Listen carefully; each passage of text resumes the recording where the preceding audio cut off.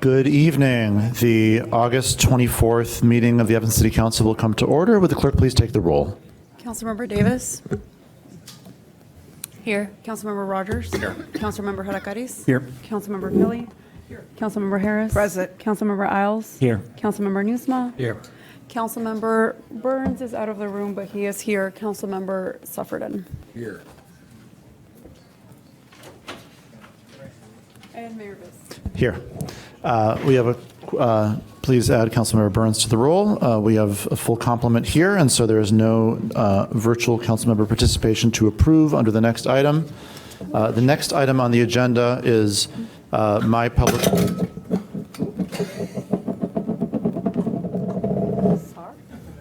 No. Nothing broke, everybody.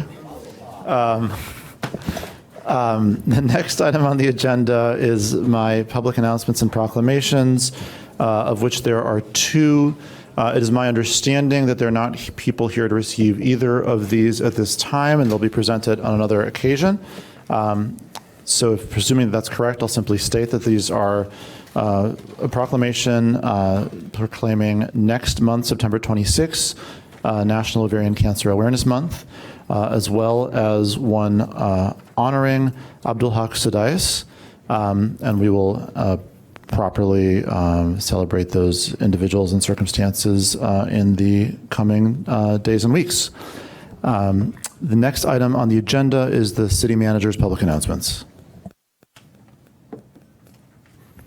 Good evening, Mayor, members of the council, Clerk Mendoza.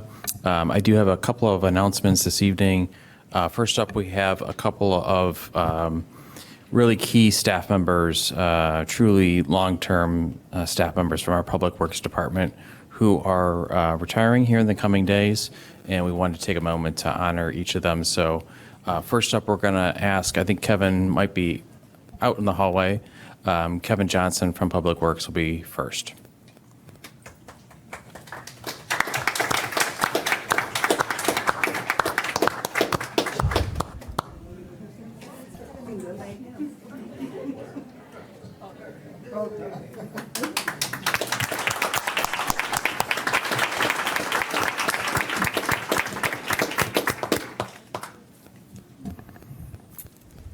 Good evening, Kevin. Good evening.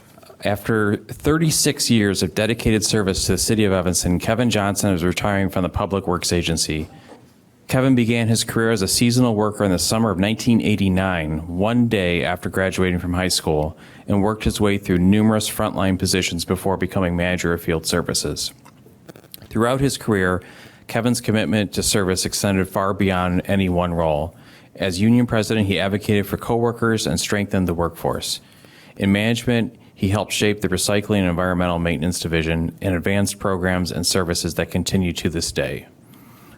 Most importantly, Kevin invested in people, mentoring countless coworkers and helping them develop, take on new challenges, and grow within the organization. Kevin's leadership has had a lasting impact on many of the city's most complex operations. He helped develop winter practices that delivered exceptional service while reducing chloride use, earning recognition from peer communities and the American Public Works Association. He also played a critical behind-the-scenes role in coordinating with major city events and most recently helped guide the city's response and recovery following a historic severe weather event. Kevin's career is an inspiring example of dedication, growth, leadership, and public service. His journey from seasonal worker to manager of field services reflects a deep commitment to Evanston and a family legacy of service that spans generations. His great-grandfather made significant contributions to the community, a legacy recognized today through Twiggs Park, named in his honor. Kevin has proudly carried that spirit of service throughout his career. As Bureau Chief of Public Service, we want to personally thank Kevin for 36 years of dedication to the city, his coworkers, and our community. His knowledge and leadership will be greatly missed, but his legacy will live on through the people he supported and the programs and practices he helped build. Please join me in congratulating Kevin on an incredible career and wishing him and his family the best in a well-deserved retirement. Thank you.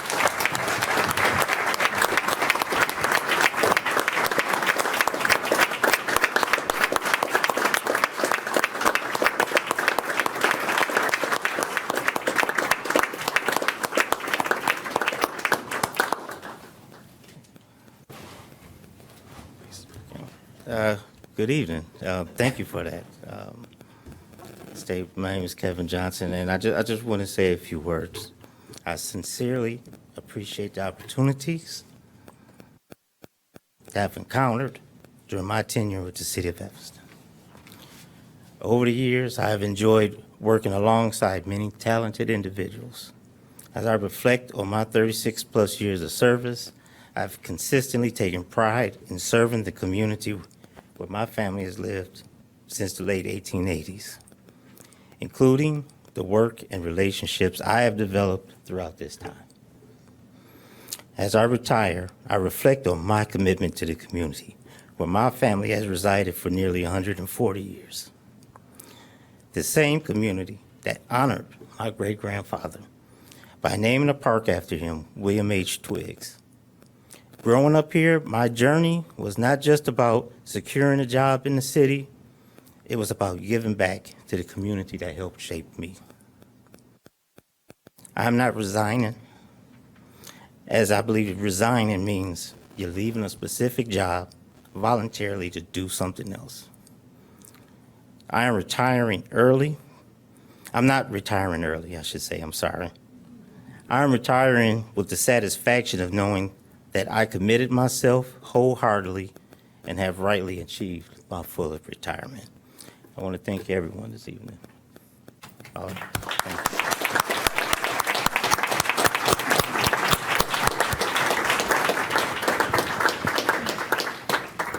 Kevin, can we Councilmember- take a couple photos? Oh, sorry. Well, let's start with Councilmember Harris. And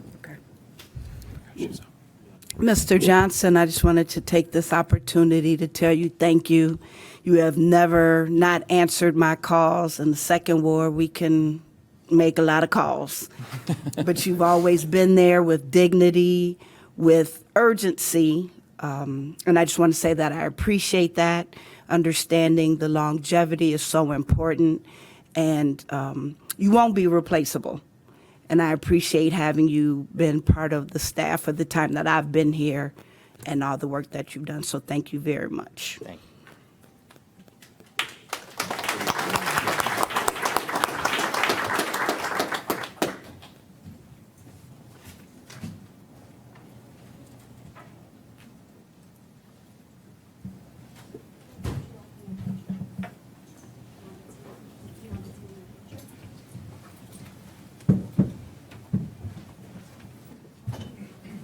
Kevin, who's everybody that you want in your picture? 'Cause I don't think they're listening.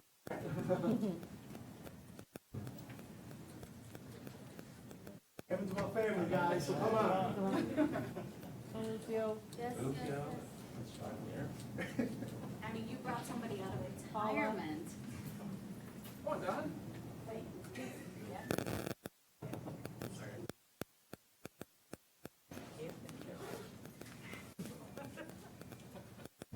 Let's balance it out a little bit, so Kevin is more in the center.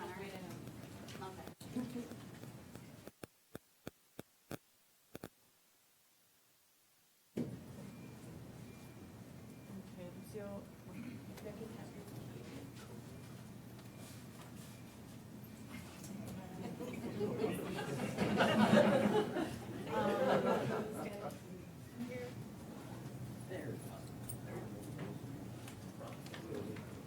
All right, guys, like you like each other, close together. And big smiles. 1, 2, and 3. 1, 2, and 3. Now how? 3, 2, 1. Thank you.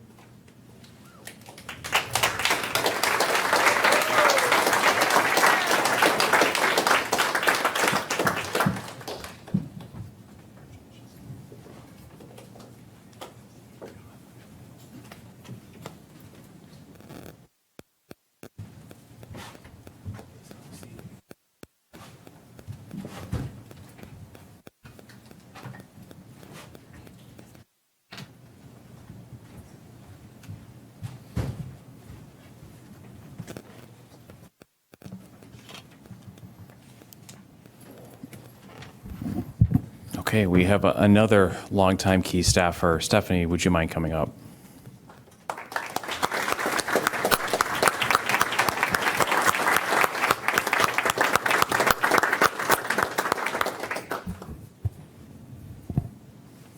Tonight, we are celebrating someone who has quite literally shaped the landscape of Evanston. The city of Evanston owns over 80 parks and 6 recreational facilities, and during her 28-year career with the city, Stephanie has improved almost every one. Starting as a project manager in the Parks and Rec Department in 1998, Stephanie has grown into her current role as Senior Project Manager of Parks and Facilities in the Public Works Agency. When you manage parks and facility capital projects for a city like Evanston, your work isn't hidden away in spreadsheets. It is visible, it is permanent, it is woven into the daily lives of thousands of people. She has been responsible for turning blueprints into reality for iconic Evanston spaces such as Penny Park, the Evanston Skate Park, Mason Park, Clark Street Beach House, Arrington Lagoon, Levy Center, and the Robert Crown Community Center, which won a National Project of the Year award with the American Public Works Association. Stephanie's approach to each project isn't about creating a landscape or building that looks cool or checks a bunch of boxes. For every one of her projects, whether a beach, park, or community center, she asks, how can we create a living space similar to a room in a house where people come together to relax, learn, or live their best life? Then she makes it happen. Every time an Evanston resident walks into the Robert Crown Center, watches their kids play at the beach, or enjoys our community spaces, they are experiencing Stephanie's hard work, vision, and dedication. She didn't just manage capital projects, she built spaces where memories are made. Managing a capital project is a masterclass in chaos management. You are balancing tight budgets, strict timelines, supply chain surprises, and perhaps most challenging of all, passionate community feedback. Stephanie handled it all with a steady hand, unmatched technical expertise, and rare grace under pressure. Thank you, Stephanie, for building a better Evanston, and congratulations on your retirement.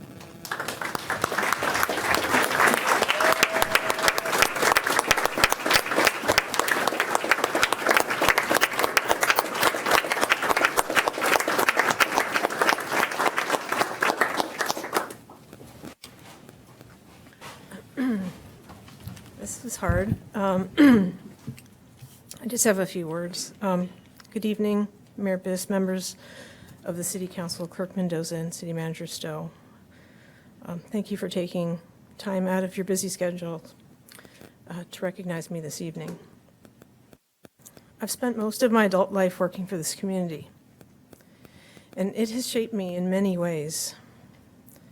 The work has been challenging, sometimes frustrating, but also very rewarding. Spanning everything from minor park repairs to the new Robert Crown Center, I've learned so much about this community, the design profession, and myself. Landscape architecture is about creating places for people, and I've been incredibly fortunate to have had that opportunity here to create those places.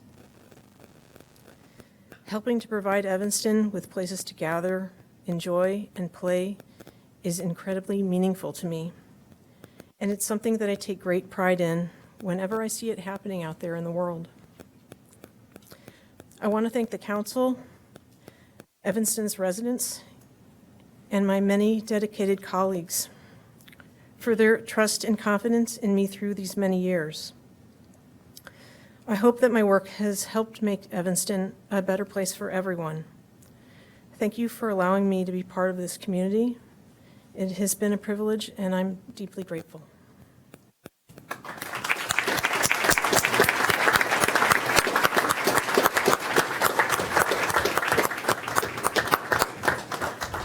Councilmember Harris. Back to that second ward.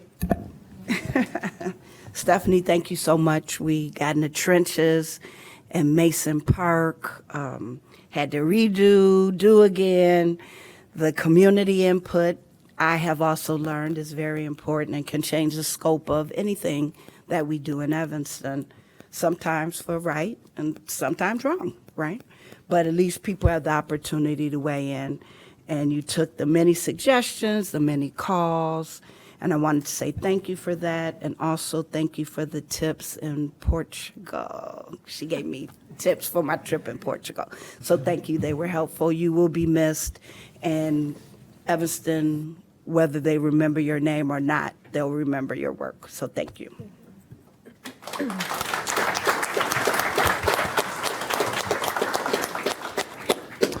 Councilmember Rogers. Thank you. Thank you, Stephanie, for all you've done. The thing that amazes me most is when I first joined council and we talked about legacy parks. And someone says, well, what's a legacy park? It's a project Stephanie hasn't touched, because that means it hasn't been touched in 28 years. And so the fact that you are an institutional measuring stick for when parks need to be refurbished should make you very proud of the time that you've spent here and the work you've done on our parks. So thank you very much.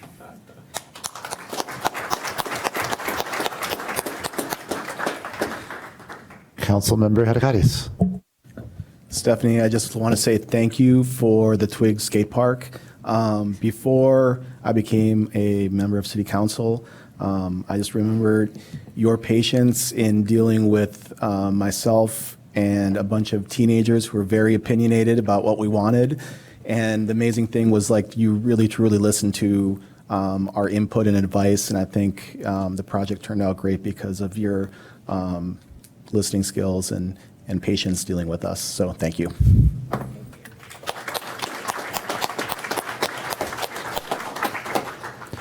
Councilmember Nusma.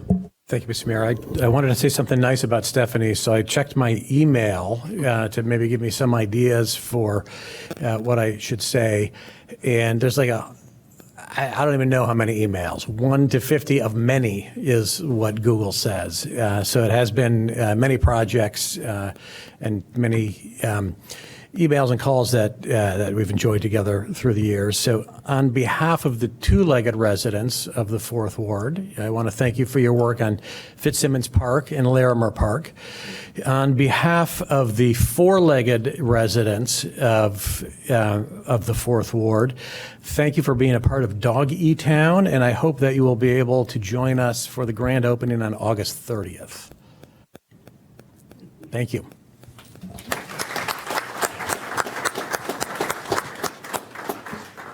Clerk Mendoza. Thank you so much for all of your work. And I've had the opportunity to be there for community feedback sessions, and then just to see all of that come together, it's phenomenal. I mean, I don't know if Evanstonians understand what a privilege we have to have had you working here, and for you to take all of their feedback and be able to create an idea into something physical that people can enjoy every day. It's such a beautiful thing to leave to this community. I also want to say, like, I've never seen someone as excited about digitizing plans as you. So that was really fun. And may I just say, you also organized all of, like, you're leaving amazing organized records behind for the city. I mean, you took so much time to not just take our digitized, like, park plans, but then also then go in and organize them and ensure that you're not leaving just a beautiful legacy of parks, but also an amazing, like, digital legacy of records for the people that are going to work after you. And that is just shows what commitment you have to this community. So thank you so much for your service, for the things people see and don't see. And I also, because I didn't speak earlier, want to say thank you to Kevin, too, for all of your support and for all of the amazing work you do, too, in our community that does not go unnoticed. So thank you so much. Thank you.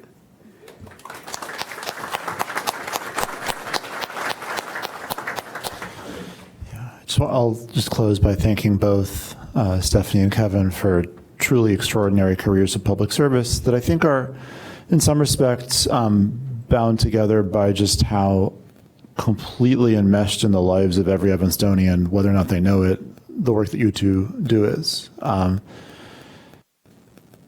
You know, we fight about all kinds of stuff up here, but having a system of parks that people can enjoy and a public works operation that makes the city run is something that every single person touches most days of their lives. And those days are happy and thriving in large part because of both of you. So thank you so much. We appreciate you very, very deeply.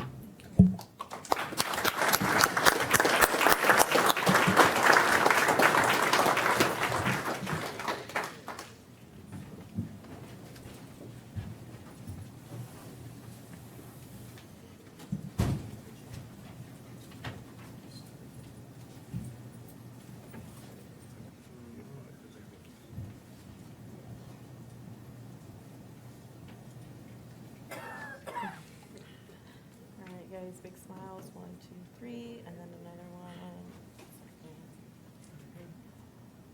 1, 2, and 3. Thank you.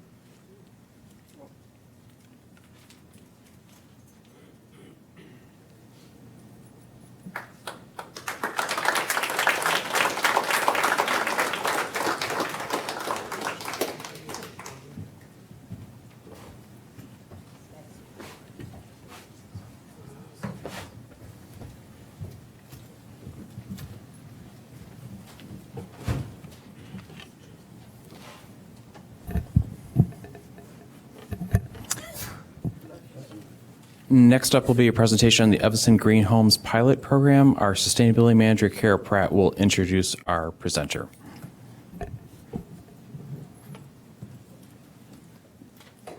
Thank you so much. I'm Kara Pratt, Chief Sustainability Officer, and we're so excited to share the results of a multi-year pilot, the Evanston Green Homes Pilot.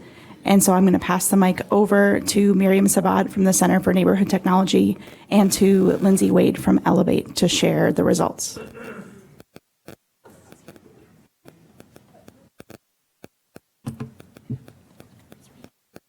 Oh, awesome. Great. Good evening. Thanks for the opportunity to present to you tonight. I'm really excited to discuss the success of the Evanston Green Homes Pilot Program. Let's see if I can do this. Sometimes that's not as good. You can use this to just Oh, scroll. okay, perfect. Great. Okay. As Kara mentioned, I'm Miriam Savid with the Center for Neighborhood Technology. We're a nearly 50-year-old nonprofit dedicated to making communities more resilient, sustainable, and just. I'm here with my colleague, Lindsay Wade of Elevate. So today we're going to share an overview of the Evanston Green Homes Pilot Program. We'll discuss a little bit about how it operated. We'll give some highlights of its great impact, its success, and what the next steps are. Can I do this? There we go. Okay, perfect. I'll start with some background and just some context on the pilot. So initially, the city provided funding to support the program. There were funds from the American Rescue Plan Act, and this was implemented by C&T and Elevate as the administrators of the program. The program offered no-cost home repairs and upgrades to help participants feel healthier in their homes, lower utility bills, and ultimately work to create a more sustainable Evanston. Other goals of the pilot, oh, now we advanced too far. We'll get there. Lindsay, do you mind trying the next?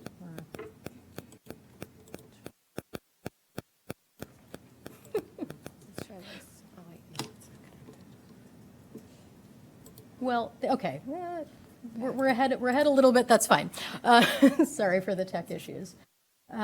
So ultimately, some of the goals were to preserve affordability, working to preserve the quality of buildings, and increase resiliency ultimately for climate change, for existing public housing, existing affordable housing in Evanston.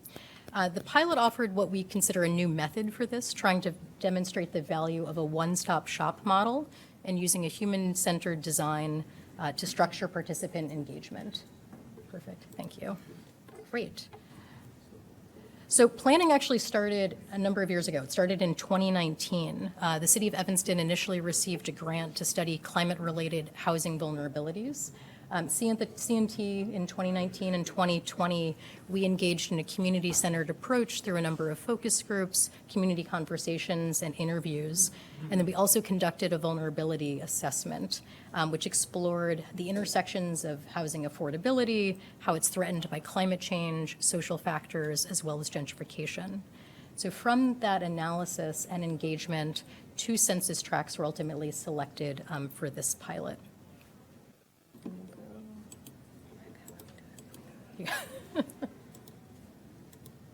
Okay, perfect. The pilot directly supports, of course, the city's commitment to climate through the Climate Action and Resiliency Plan, which of course is working to ensure that all residents, including the most vulnerable, are prepared for the impacts of a changing climate and leading ultimately to a more resilient Evanston. So next, I'll give a little bit of an overview of just how the pilot was structured, what the program looked like. So to start off, the program was informed by community members, stakeholders, as well as municipal leaders to ensure that all residents and marginalized residents in particular help shape the planning and design and implementation.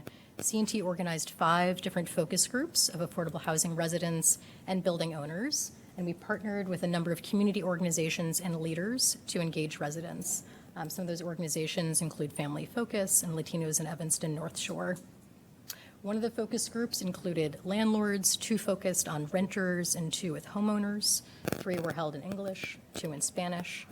2 were held at the Family Focus building, 2 at the Robert Crown Center, and 1 was online. Those participants and the facilitators were compensated for their time. In order to ensure community engagement throughout the program, we formed a resident advisory group that was important to provide feedback to the project team throughout the duration of the pilot. So they were involved both in the design, the rollout, and the evaluation phases. Participants in the resident advisory group were involved somewhere in 6 to 8 meetings during those 3 phases and also received stipends for their participation. In terms of eligibility for the program, participants needed to be in 2 particular census tracts. One is primarily the 5th ward, one is primarily the 8th ward, and there were also income requirements up to 80% of area median income. Multifamily properties also needed to prove that a minimum of 51% of units were occupied by income-eligible households, or demonstrate that a minimum of 50% of units were rented at rates that were affordable to income-eligible households. And there was also an affordability provision built into the program in order to ensure long-term affordability. So as I mentioned briefly, this program is designed to be what's called a one-stop shop model, trying to reduce the number of steps that a participant would need to take in order to receive benefits from this. So Elevate really served as the lead program manager for this program. They managed the full life cycle of the projects and upgrades at each home. They recruited prospective residents and participants by promoting the program at community events. You can see there's the flyer up there. They also received some attention early on from local media outlets. Once folks were accepted and they were eligible, they then received a comprehensive energy assessment. They were given a list of recommended energy upgrades. Participants were actually then part of the decision-making and helped to inform which energy efficiency upgrades went into that ultimate scope of work. Elevate managed the full procurement process, the construction, and the closeout of each retrofit project, and they provided ongoing support to participants after the closeout was done to get used to the new equipment that they were receiving. For contractor recruitment, Elevate led a request for qualifications process to then recruit qualified contractors. They managed the whole bidding process, procurement, invoicing, and ultimately there were 6 contractors that were involved in this pilot. So there are a real array of important upgrades that were completed as part of this pilot. Most of them were very significant weatherization and energy efficiency upgrades that were made, new insulation, air sealing, heat pumps, both for HVAC and for water heaters, new electric ranges or induction ranges, as well as electric dryers. There were also some life safety and accessibility upgrades that were made as needed. That included some mold remediation as well as an ADA-compliant walk-in shower. I'm going to give you, of course, it's hard to see that without a visual, so here's a few visuals just to see some before and after. On the left was the original condensing unit. Now you can see the new heat pump on the right. There was the gas-fueled water heater on the left, and now the new heat pump water heater on the right. And then ultimately, this was a property's crawl space that on the right you can see was later sealed with insulation and air sealed. So after all of this, what did the pilot achieve? Ultimately, there was funding both, as I mentioned, from ARPA funding as well as the Good Neighbors Fund. 50 units have been retrofitted. There is one building that's 30 units that is close to ending construction, but we're including it here. There was an important mix of properties that received upgrades. So there were 2 multifamily properties, 4 2-flats, as well as 7 single-family properties. So an important mix of housing types benefited from this program. And then ultimately, what does that look like? What does that yield? In terms of impact, so this had a significant impact to participants in terms of actual annual utility savings. So there's important upgrades that were provided at no cost that ensures long-term affordability and resiliency. And it also has a significant climate impact. So we're estimating that over 67 metric carbon tons will be saved annually. That you can approximate by saying that's taking 15 cars off the road each year. And then ultimately, we had positive impact and success and feedback from all the participants. 100% reported having a positive experience and would highly recommend the program. So with that, I'm going to hand it over to Lindsay, who's going to just talk a little bit about next steps and some recommendations. Hi, everyone. I'm Lindsay Wade, Project Manager within the public sector here at Elevate, and it has been a pleasure leading Evanston Green Homes over the past couple of years, and I'm looking forward to discussing recommendations and next steps for the program. Sorry, let me get my mouse in order here. Recommendations going forward for the program. Looking onward, Elevate proposes that the City of Evanston continue its one-stop shop model based on the success of Evanston Green Homes, which showed that a human-centered design was an effective approach to reducing energy use and utility costs in underserved communities in Evanston. Expanded engagement with multifamily property owners, greater geographic reach, and deepened relationships with state and utility-led rebate, incentive, and assistance programs, and additional funding are all pillars that will strengthen future iterations of the program. Thanks. Looking onward, Elevate proposes the City of Evanston continue its residential building decarbonization work under the umbrella of Sustain Evanston.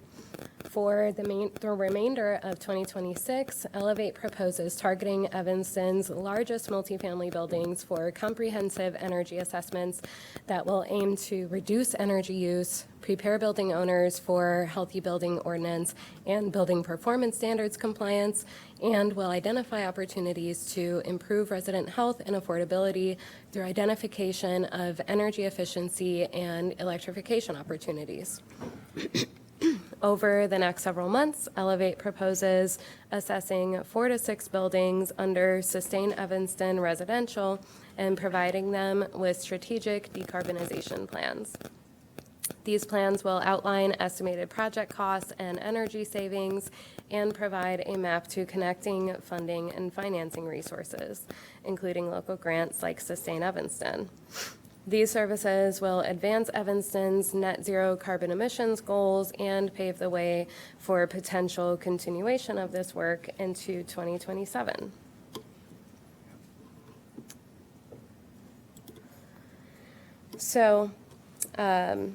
That being said, Elevate and CNT appreciate the opportunity to share Evanston Green Homes' accomplishments with you all and our plans for future iterations of the program.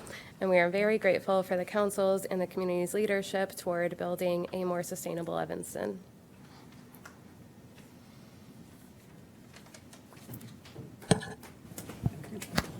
Councilmember Newsome.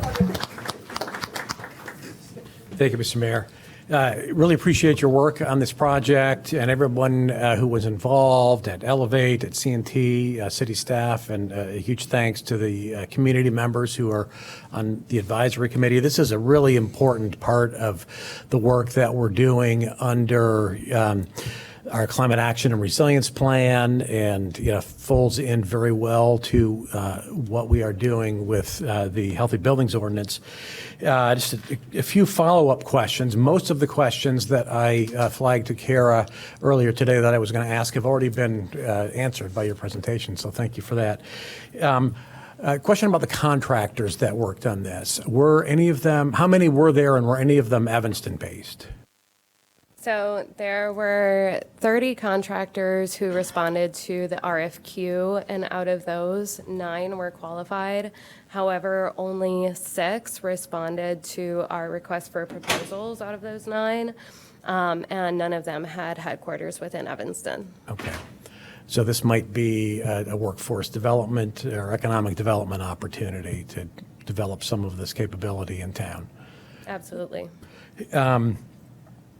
Did you learn any lessons in the years you've been working on this project? Like, oh, if only we had done this one thing, or if only we had known this when we started, we would have been able to do 60 units rather than 50, or we would have been able to, you would have been able to do something more or better. Well, many of our detailed lessons learned are included in the final report within the packet. However, do you want to kick us off, Miriam? Yeah, I mean, one thing, I don't think there was a one aha. I do think, these are relatively costly upgrades that need to happen. And I think one thing we encountered was there were a number of life safety upgrades that had to be completed at certain times. And so those were a requisite before being able to make certain weatherization upgrades, which I think meant weatherization dollars couldn't go quite as far. So we were able to fully electrify, I forget the 11 units, I think. Looking at Lindsay. I believe it's 12 units. Thank you. Yeah. But I do think dollars could have stretched further if we had additional funding to address life safety upgrades from the start. So that would be one recommendation. To what extent was the city's permitting process a factor in your timeline? I think we found some efficiencies as we went. We were able to work pretty closely with the city in order to speed things up where we may have had some hiccups. There may have been one or two outliers that took a little longer, but I think I wouldn't call that a significant delay. Okay, so maybe some lessons learned for the city. We can make things more smooth for the contractors. That's one thing under our control. I think that's one thing. One other option I know, Lindsay, you've talked about is being able to break up projects. We did projects by address, so there would be options for focusing on trades if project scopes were broken out in slightly different ways. So there could be opportunities for efficiencies in that way as well. Yeah. Great.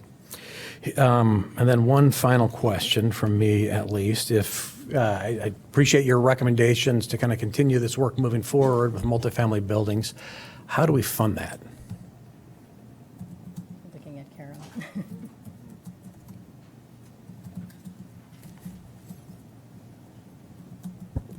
So currently in the packet is a contract proposal to fund that through the Sustainability Fund at a lower price point than the entirety of this pilot, since we no longer have ARPA funding.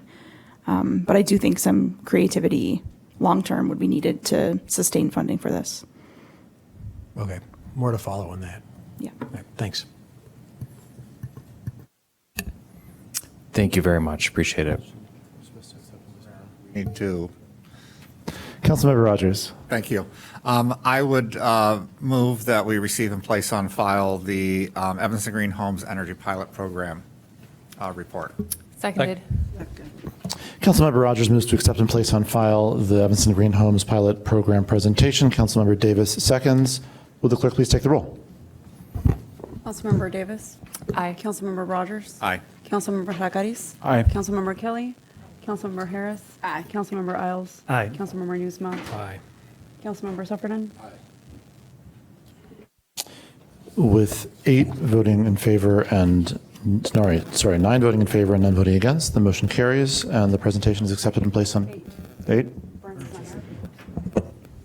That's why my number said 8. With 8 voting in favor and none voting against, with 9 voting in favor and none voting against, who is on first?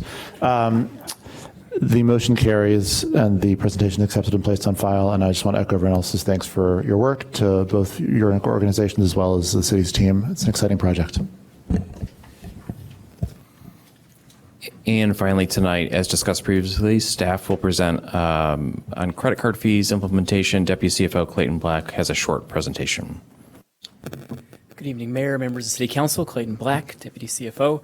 Was asked by the city manager to provide this brief update on upcoming credit card fees related to overall city services and parking services. Credit card fees have been a growing and significant cost to the city over the last several years. The city spent $1.1 million in 2024, $1.3 million in 2025, and we're on pace for more here in 2026.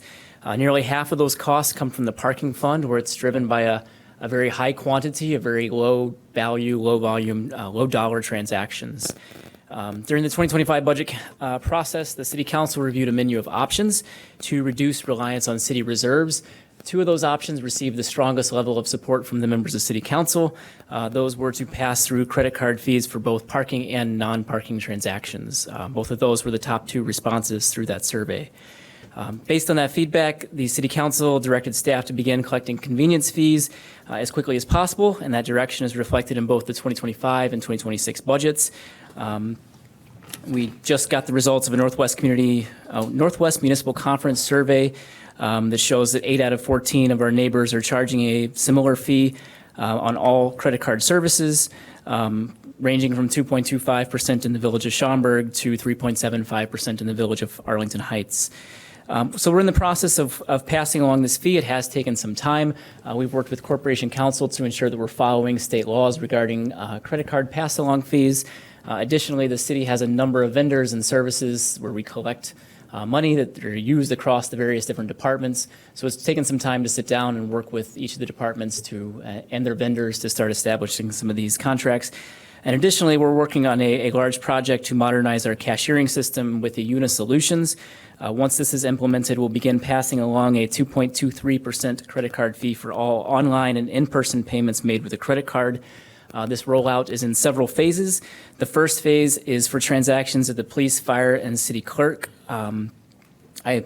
All three of those groups have been trained on the new EUNA system, and we will make sure that we provide at least 30 days notice before the charges are applied to transactions at those locations. So those should be within the next month or two. We should be passing those along for police, fire, and city clerk. Phase 2, which should be shortly thereafter, is for Acela transactions, and that is building and zoning permits, liquor licenses, right-of-way permits, business licenses, and other license permit payments. Later phases will include water bills through Truebill and Invoice Cloud, wheel taxes, and parking permits through Passport, pet licenses, adjudication, fines, fees, ultimately everything that the city collector's office collects. We'll see this 2.23% fee or some form of a fee, credit card fee, when a credit card is used to make payment. And again, we'll make sure we provide clear guidance regarding this, providing at least 30 days notice in the future before this fee is applied, so that residents know it's coming. Separately, Parks and Recreation, not part of the city's cashiering system that we use through EUNA. They have their separate system through Amelia. We use a lot of software and a lot of tools here at the city, so we'll be working with Parks and Rec to pass that along for park services and program fees as well. That's the general overview of what we have coming up in terms of credit card fees on city services. Happy to answer any questions at this time. Councilmember Newsma. Thank you, Mr. Mayor. The memo mentions that Apple Pay and Google Pay have been added as payment options. Is that only for parking, or is that for other stuff as well? That is only for parking at this time, yes. And if, do Apple Pay and Google Pay incur a similar transaction fee? They will on parking. I would want to check to see if that is going to be an option through EUNA. If it were an option and you were paying with a credit card through Apple Pay or Google Pay, you would see the same 2.23% fee if EUNA does allow for Apple Pay and Google Pay. Okay, thank you. Councilmember Kelly.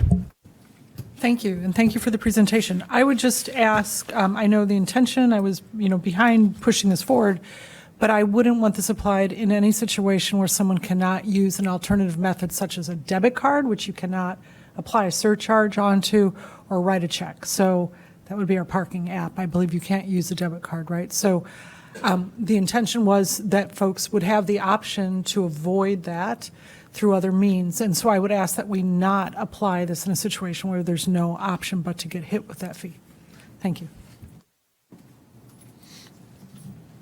Okay. Thank you very much. Thank you. Councilmember Burns. The debit card thing, I'm trying to get clarity on that. So you're saying the Park Evanston or whatever it's called, you can't put a debit card on there? Or You if can there put is, a debit card in the app, but there is the fee does apply to both credit card and debit card transactions. that's what I thought. Okay, 'cause I was like, I definitely have a debit card on Park Evanston. I've used it. But now I'm also, but Councilman Kelly seems to think that there can't be a fee No, on it's not debit legal card to put a transactions. surcharge on a debit card. I don't think you can put a surcharge onto a debit card. You can apply convenience fees. It's been our, for credit card, or on Passport app. Could look into that, because my understanding is that a debit card, you don't. Yeah, put and we do convenience- have our representatives, I don't know if it's, and we do have our representative from our parking app on the line as well, and so they can speak to the debit card use in the app. And Passport team, if you can keep it to just answering the Councilmember's question for now about whether you can use a debit card and whether other communities pass along that fee where you have contracts. Hi, thank you, everybody. Thanks for allowing me to join. My name is Christian Gutierrez. I am founder CEO of Passport, who provides Park Evanston. To answer this question directly, the user experience and functionality of our mobile applications are such that we do not engage in allowing user to use a debit card with a PIN and believe that's the experience that you're describing, such as going to an ATM or using your PIN in conjunction with your debit card. When you do not use a PIN, it's treated just as credit. So I think your understanding is proper of sort of the classification of debit card and the opportunity to pass along fees and as that relates to local and federal regulation. But when the functionality is such that it is a credit card number with a CVV, it behaves just as a credit card. Okay.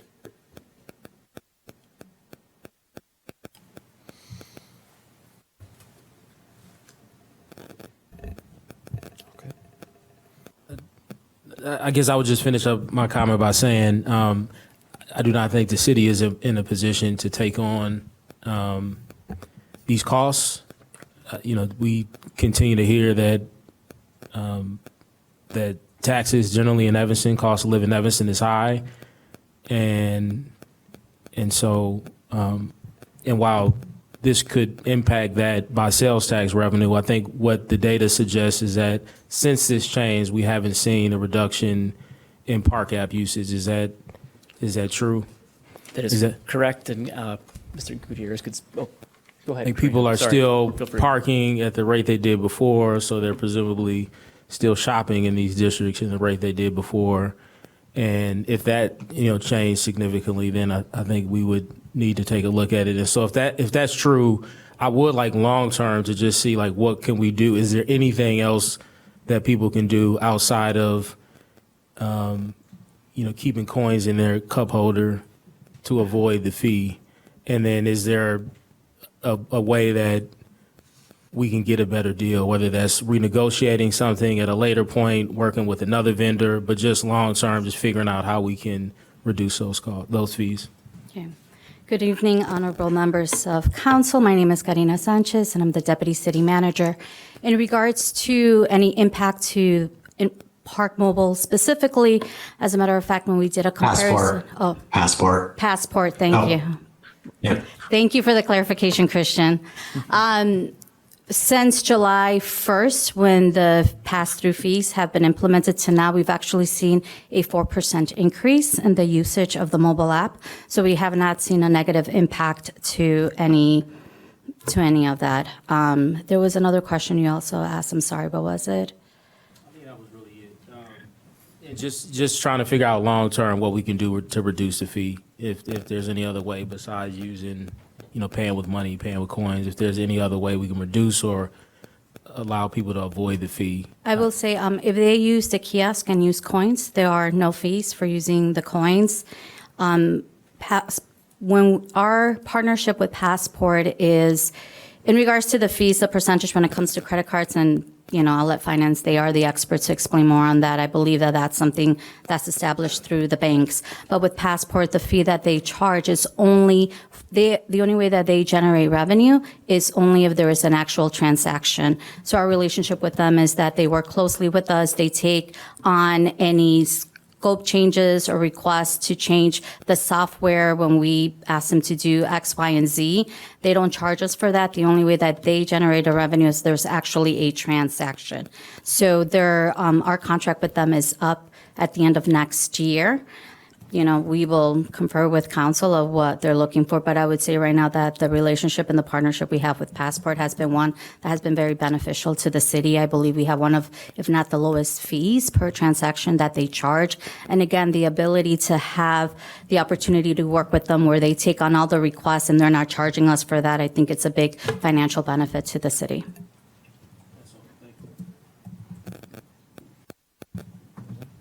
That concludes my remarks. The next item on the agenda is communications from the city clerk. So we have a lot of public comments, so bear with me. So Andrea Liz wrote in about zoning rewrite consulting contract. Sarah Peterson regarding resolution 187-R-26 to vote no on approval. Resolution 187-R-26 from Frank Hill. Aaron Cohn about 2722 Green Bay Road. There was a no-name public comment about the dog park accessible ramp. Thomas Kenmore, resolution 187-R-26. Paula Scholl regarding APW agenda item 8.3 and council agenda 8.12, authorizing sole contract to Elevate Energy for building decarbonization support. Charles Poole regarding resolution 136. Cam Pruitt regarding resolution 187-R-26, approval of inclusionary housing alternative equivalent for 3233 and 3249 Central Street, 6th Ward, and Sarah Friedman regarding resolution 136-R-26. Maria Tolpin regarding resolution 187-R-26. Harold Nunez regarding U.S. Small Business Administration disaster recovery fiscal deadline approaching, and James Johnson regarding urgent accountability and engineering requirements, Dog Beach AD accessibility project, and then failure to enforce ordinance 10-9-4 and maintain safe pedestrian access from James Johnson, Jack Lewitz, Evanston plein air fee parking, and that is it. And I also just want to briefly state about the one-stop shop. I think one of the best stories I heard about this program is I encountered someone who told me that for the first time in their 4 decades living in Evanston, they have access to AC in their home. So this summer actually is their first summer ever having cool air conditioning in a way to control that in their home, and that's just like beautiful that we were able to do that with that program, and at the same time also housing on a single father in the upstairs. So just a small example of what we can do as a community, which is pretty cool to hear. So, but that's all. Thank you. Thank you very much. The next item on the agenda is public announcements by council members, starting with Councilmember Davis. I don't have anything to report. Councilmember Rogers. Nothing. Councilmember Harris. Nothing to report. Councilmember Kelly. Tomorrow night is the NU City Committee meeting at 5 o'clock for those who've been following some of the stories recently regarding vacant properties. Please tune in. Thanks. Councilmember Harris. Just wanted to let residents know my computer died yesterday or this morning, so I'm without a computer. So if you see me on my phone, that's my computer for now. I'll get back to residents. Thanks. Councilmember Riles. Nothing tonight. Councilmember Nusma. September ward meeting will be Tuesday, September 1st, 7 o'clock at Robert Crown. Two main items on the agenda. One is connections for the homeless and their plans for construction projects at Hilda's Place and at the Margarita Inn. The other item is North Lake Theater, which will be opening soon, their first production at the new Church Street Theater. And September office hours will be Saturday, September 12th, 10 to noon at Merrick Rose Garden, weather permitting. Thank you. Councilmember Burns. No comment today. Councilmember Sufferton. I just want to acknowledge all the good work of City of Evanston staff related to the storm cleanup from the storms we had last time we were here. So good work, everybody. Thank you. ComEd, get it together a little tighter, but the City of Evanston was excellent. Thank you all. When the next item on the agenda is public comment. We have a nice, robust group of commenters this evening, so everyone will be given a minute and a half. We begin with those who signed up on paper to speak in person, beginning with Cam Adams, who will be followed by David Galloway, and then Roger Williams.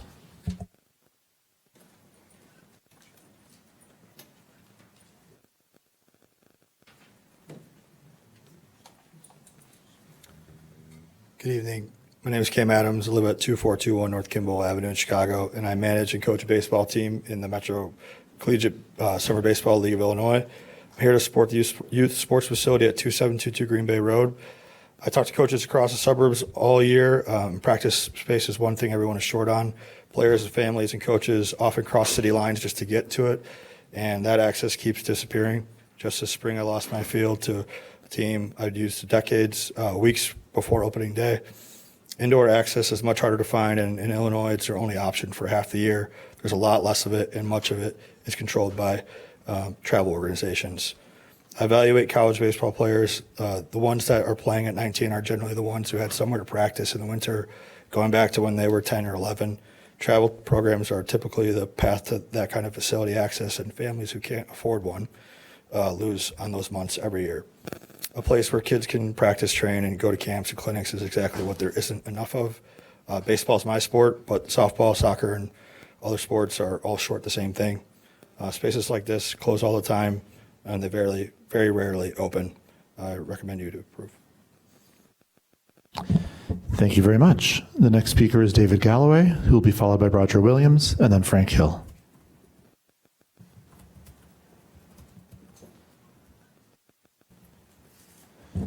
Perhaps Mr. Galloway is no longer here. In that case, we'll move ahead with Roger Williams, who will be followed by Frank Hill, and then Terrell Taylor. Good evening, Mayor Biss and City Council members. I'm Roger Williams, a realtor in Evanston and the president of Rezoning for a Better Evanston. For a 10-unit townhome development, the inclusive housing ordinance requires either 1.5 affordable units or 1 affordable unit plus a $736,000 in lieu fee. The applicant rejects the requirement for 1.5 affordable units, but substitutes a counteroffer, submits a counteroffer of 1 affordable unit and a $33,000 contribution. As a realtor, I always suggest to my buyer clients not to offer lowball offers. Lowball offers offend the sellers. Ladies and gentlemen, this is a lowball offer to the tune of $703,650 lower than what is required. But City Council members, there are other things you need to keep in mind if you're entertaining accepting this offer.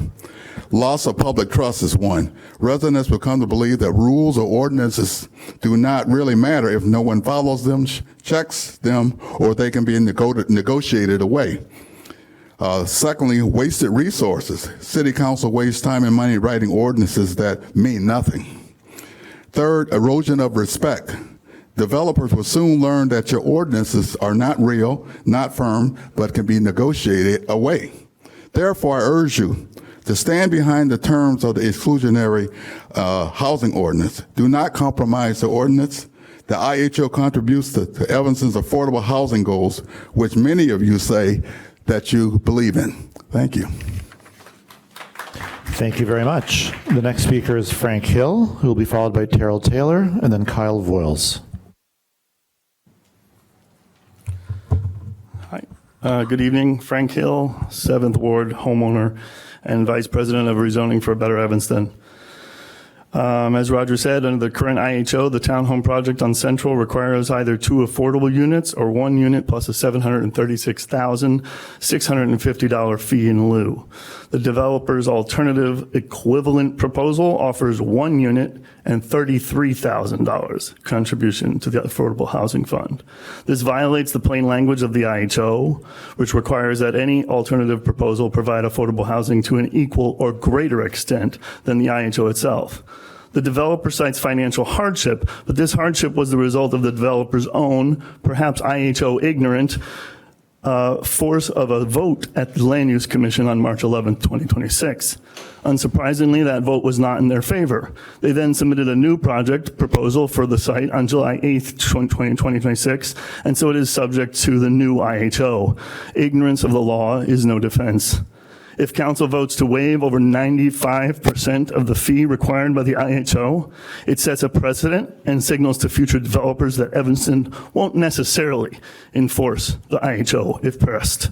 If this developer walks away and this parcel, which has been vacant for nearly a decade already, remains vacant long enough to be redeveloped under the laws of a city or state rezoned to allow multi-unit by right across the city, it could actually result in many more affordable units than 1 on that valuable parcel in the 6th Ward.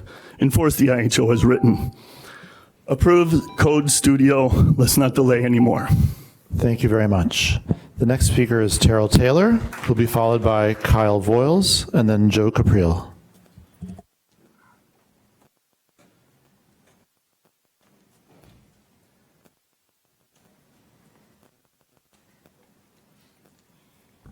Hi, I'm Terrell Taylor. I live at Monroe and Dodge, and I've lived here since 1992. I'm a Chicago public school teacher. 11 years ago, I had a stroke. My twins were turning 8, and we went through a lot. We lost our home, and I had a whole year before I could go back to work. In that process, we ended up meeting Stacy Merengue, an outreach worker who really helped our family. And I just wanted to share that he was such a great person to our family, or has been to our family.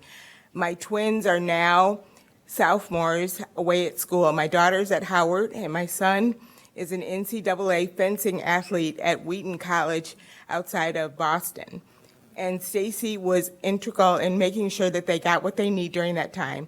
And I just want to say that that program was really great for us. So thank you.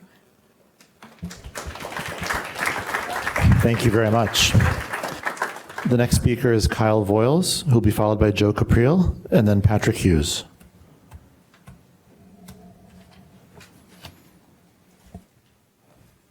Good evening, folks. Mayor Biss, council members. My name is Kyle Voiles. I'm a senior attorney at the Chicago Coalition to End Homelessness, here tonight on behalf of my organization, the ACLU of Illinois, and the People's Law Office, a civil rights law firm in support of Evanston's proposed changes to its panhandling laws. Our time is brief, so I will be direct. There is no question that Evanston's current panhandling laws are unconstitutional. The Supreme Court has made extremely clear that laws like Evanston's are presumptively unconstitutional, and every federal court to consider laws just like Evanston's for over a decade has found that they are unconstitutional. And folks, you don't need these unconstitutional laws to address the problems that may arise with panhandlers in Evanston. You have one of the most successful care team type programs in the country. You know this, that's why you've increased its funding. It is effective in these situations, and in rare situations where problems are more out of hand, you have state laws like Illinois' disorderly conduct statute, Evanston's corollary, its public ways ordinance, trespass, assault, and battery, all that can constitutionally, appropriately address problems at the fringes. And finally, folks, it's the right time to repeal Evanston's invalid laws. Now more than ever, folks need help. Over the last few months, over 100,000 Illinoisans have lost access to SNAP benefits.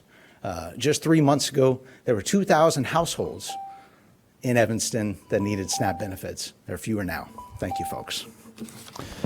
Thank you very much. The next speaker is Joe Capriel, who will be followed by Patrick Hughes, and then Jaden Brummer. Good evening, City Council members and Mayor Biss. My name is Joe Caprilli. I'm a 40-plus year resident of Evanston. My wife and I live in the 6th Ward. I'm an architect. I'd like to speak on behalf of the zoning consultant proposal. Code Studio is an established firm. They have a substantial, relevant experience, and they have built a very strong, qualified team. Hopefully, there won't be much discussion on it tonight. A few points to be discussed I'd recommend is one is their fee should be validated, okay? It hasn't been done today.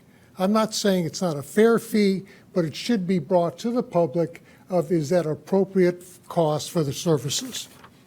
Two, the city really needs to appoint a single project manager with appropriate experience to manage this process moving forward. That did not happen with the comp plan, and it was a disaster. Three, before cuts are made to the original scope of work, they really ought to be validated that they're not going to impact the overall process. It's been taking too long with too much. They are experienced people. They should be telling us what to do. And lastly, I truly hope that the advisory committee of outside interest that the consultant proposed will be established and supported. Thank you for your time and consideration. Thank you very much. The next speaker is Patrick Hughes, who will be followed by Jaden Brummer, and then Quentin Hamilton. Mayor, City Clerk, Council members, thank you for your service. This is a thank you to Mayor Biss. Mayor Biss, thank you. 1 year ago, you approached Rob Piani from the Carpenters Union to get 4 people into the union at Ryan Field. Rob came to the trade collective and they selected 4 Evanstonians from an event of 20-plus people. Because of that success, they extended 4 more offers and we held another event with 20 or so more people, and they ended up placing more people into the union. Without your leadership and the leadership of elected officials like you, things like this just don't happen. Your relationship with Rob and the union were crucial, and you have changed people's lives. Thank you for your leadership and care on this matter and for your service to our community. Thank you very much. The next speaker is Jaden Brummer, who will be followed by Quentin Hamilton, and then Shreemer Chivanis. Hi, I'd like to thank Mayor Biss for advocating for Evanstonians and helping me get into the Carpenters Union. It has been a great help for reaching milestones both in my career and personally, and I'd like to thank the Trade Collective for helping me get there, and yeah, thank you. Thank you very much. The next speaker is Quentin Hamilton, who will be followed by Shreemer Chivanis, and then Brian Hansen. Hello, everybody. My name is Quentin Hamilton. I just wanted to thank Mayor Biss for taking his time to meet with Rob Piani and get me into the Carpenters Union. It's changed my life in imaginable ways and got me into the career I just love my job and everything, and I just wanted to say thank you.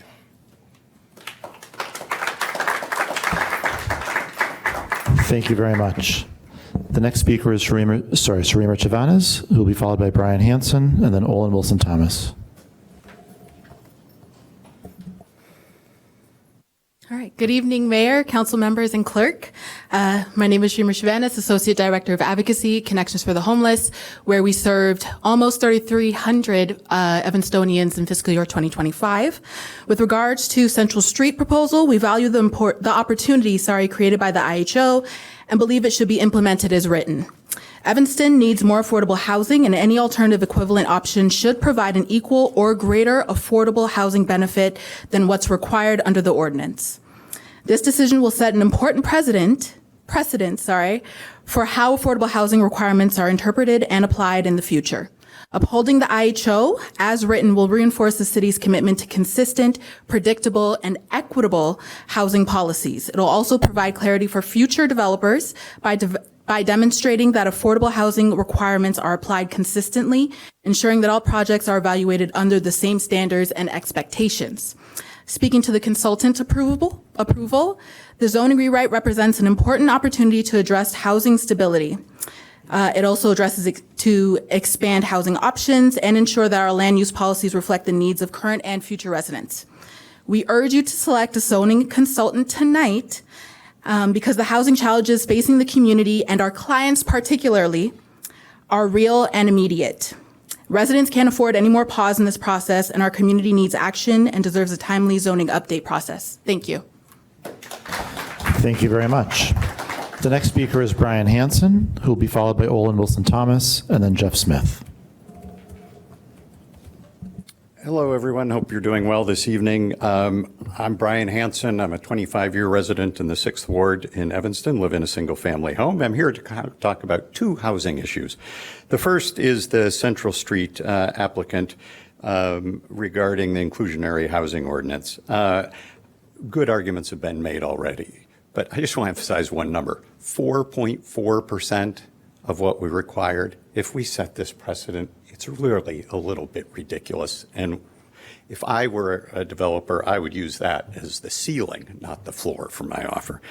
Second, I want to urge you to authorize the city manager to execute an agreement with Code Studio in order that we can get moving forward on implementing the comprehensive plan and the housing for all, which the council's already adopted. We have a high quality proposal, as many have already talked about.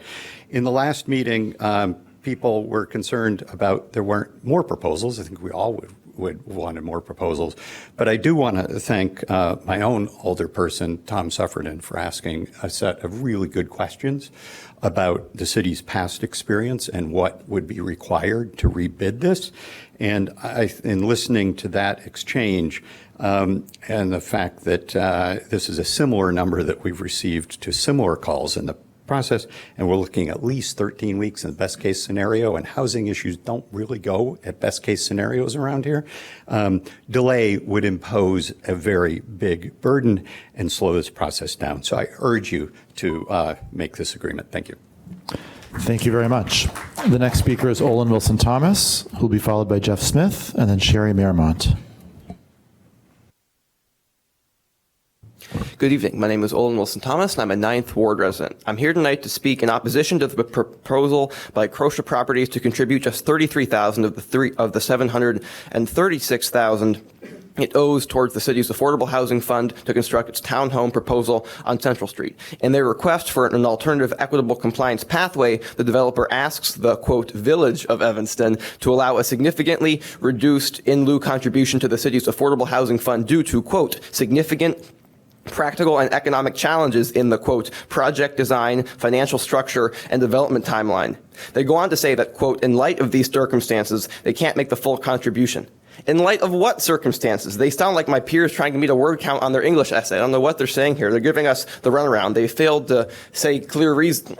They failed to provide clear reasons on to why they're not able to meet this full contribution. And it's also worth pointing out that the only reason that Crocia Properties is in this predicament to begin with, as other people have said, is because they have submitted their original proposal, the Land Use Commission rejected it, sent it back to the drawing board, and then now they're having to reapply under the new rules, which they should have been fully aware of now that they have to reapply. But only now they're choosing to cry about the payment that they have to make.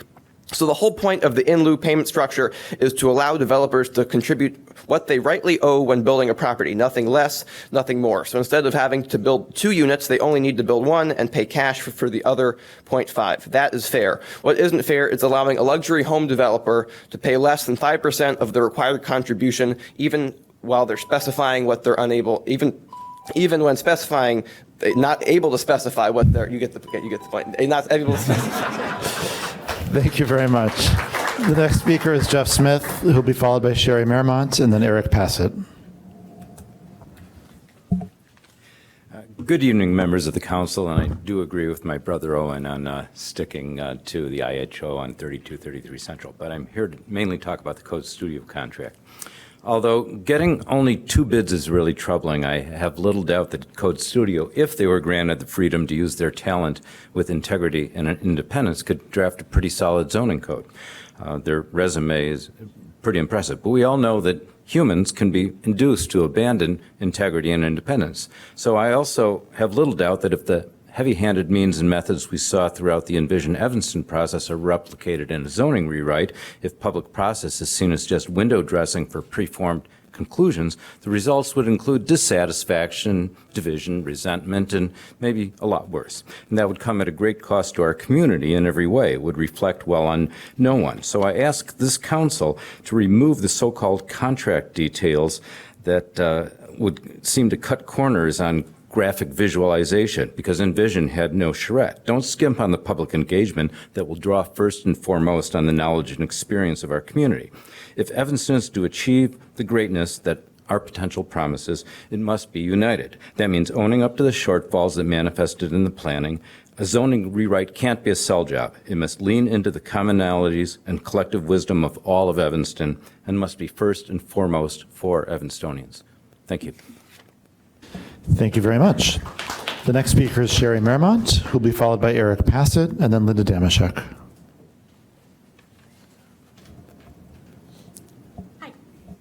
I'm Sherry Merrimont. I've lived on Prairie Avenue for 32 years. I'm here tonight representing every single one of the Evanston residents living on the east side of Prairie Avenue between Livingston and Jenks Street. How often does that happen? We back up on the proposed site for the Ishbia Foundation's youth sports facility. We support the proposed facility and believe it will be a great addition to Evanston. But there are two issues in the proposed plan that will directly affect public safety and the quality of life of the nearby residents. Nighttime light pollution from the large translucent panels and an unsafe traffic pattern in the public alley for parent pickup drop-off. While we have proposed practical alternatives to the two Land Use Commission meetings to address these concerns, to date, neither issue has been adequately resolved. We will be sharing practical solutions to both of these issues with members of the City Council in the next few weeks. We respectfully ask that the Council require appropriate changes as conditions of approval of the proposed plan for the sports facility. Thank you. Thank you very much. The next speaker is Eric Passett, who will be followed by Linda Damashek and then Sheila Sullivan. Hi, I'm Eric Passett, the owner of North Shore Apartments and Condos and also a resident of the Fourth Ward for almost 40 years.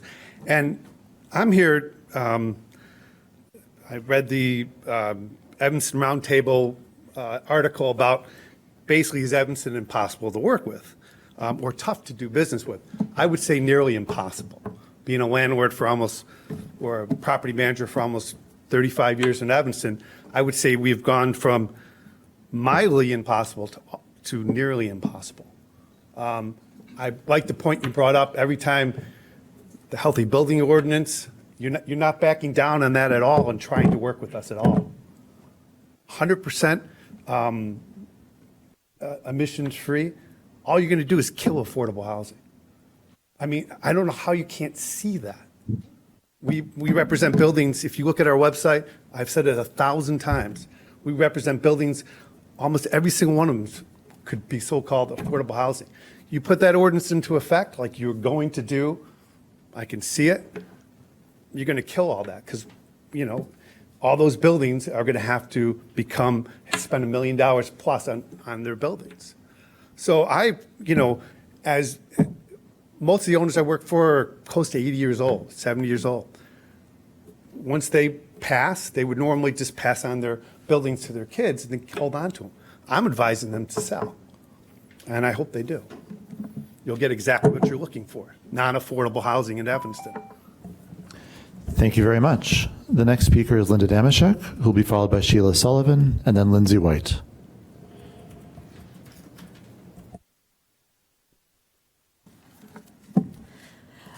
Good evening, Linda Damashek. Council members, you should not vote today on the zoning rewrite consultant contract unless you're voting to accept the consultant Code Studio's original full scope of work and full proposal dollar amount to give the experienced professionals full autonomy to do their technical work free from politicization. If not, you should table this item tonight because you absolutely need additional information to make an informed decision and vote responsibly. It is unprofessional not to have a detailed assessment of exactly how the proposed reduction in services would be allocated by hours and steps in the process. You need to review and compare the original proposal and the revised proposal, clarify and share this information with the public and the council. What's the scope and stages of the process that would experience reductions? How many hours would be reduced in each stage of the process? Who in the city would be responsible for the replacement hours to complete the required tasks?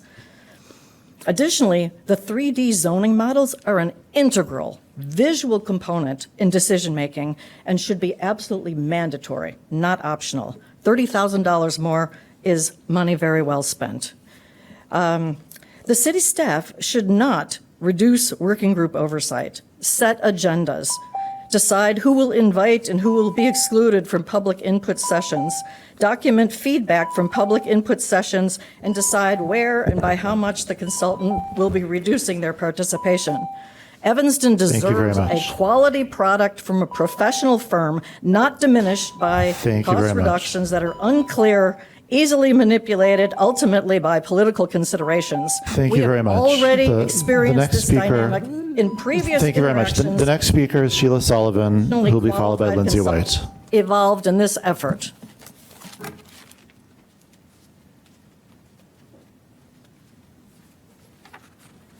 Hi.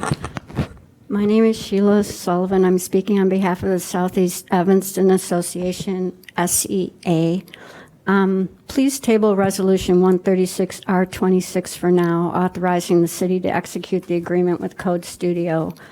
A city review of the bid proposals indicated that Code Studio was the most qualified responder, and SEA doesn't have a problem with that at all. It seems to be in the best interest of the citizens of Evanston, as was stated in the resolution. However, the city doesn't want to allow Code Studio to proceed with its proposed work plan as submitted, and that's where we have an issue.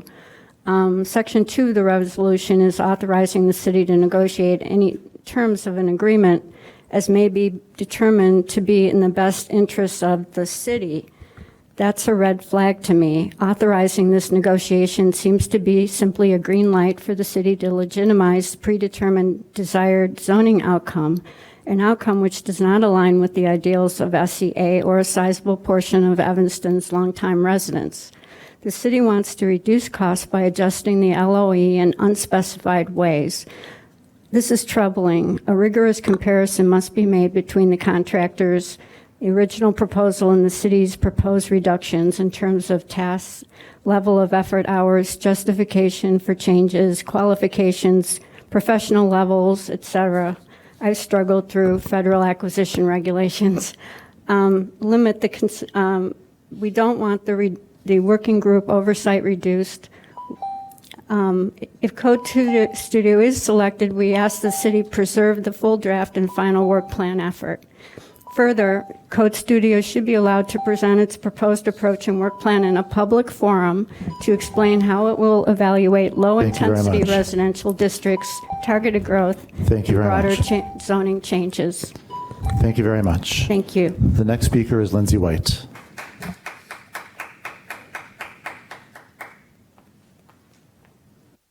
Hi, my name is Lindsay White. I'm also in favor of affordable housing, but I'm going to talk about something different. I'm a 9th Ward resident, a mom to 3 elementary school kids in District 65. I'm here tonight to ask the city to reconsider the decision to back away from helping to fund crossing guards at our intersections near our public elementary and middle schools. As I understand it, when this decision was made for the city to contribute less, which is this year, and then no money for next year toward crossing guards, we were not aware of the dire financial situation that District 65 is currently in. As our district faces down some really hard cuts this year and for many years to come, I would ask the city to prioritize our kids' safety and continue to contribute to the cost of having a full and robust staff of crossing guards. This year alone, when District 65 is shouldering just part of the cost, so the city is still helping, our school board made a decision to cut roughly 20 guards from intersections such as Oakton and Ridge and Dodge and Oakton. I've seen cars barely stop for a crossing guard who is a full-grown adult in a neon vest holding a large stop sign, and they barely stop. They have to basically hit the car. we're expecting 5- and 6-year-olds to do that on their own. That's not okay. It's not safe. I'm short on time, but I wanted to mention before I lived here almost 14 years ago, there was a first grader who was crossing outside of Oakton School. A car stopped at the crosswalk. Another car swerved around. She was millimeters away from spinal cord injury and probably certain death. She was okay. She broke her collarbone. Let's not let something fatal happen before we step up and help the kids. I'm very worried what will happen next year when the city covers no cost towards crossing guards and it's the full responsibility of D65. Already this year, the cuts have been alarming. And think about next year when there is no money, the District 65 budget crisis is dire, and we need the city's partnership to help our kids. Thank you so much. Thank you very much. This concludes the collection of people who signed up on the sheet to speak in person. We now move to those who signed up online to speak in person, beginning with Jessica St. Pierre, who will be followed by Murphy Monroe, and then Jackie Davidoff.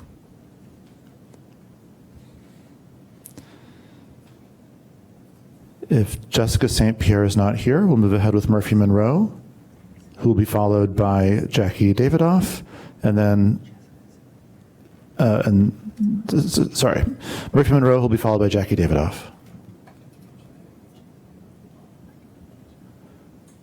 Saw Mr. Monroe here earlier. Perhaps he had to leave. We'll now move ahead with then Jackie Davidoff.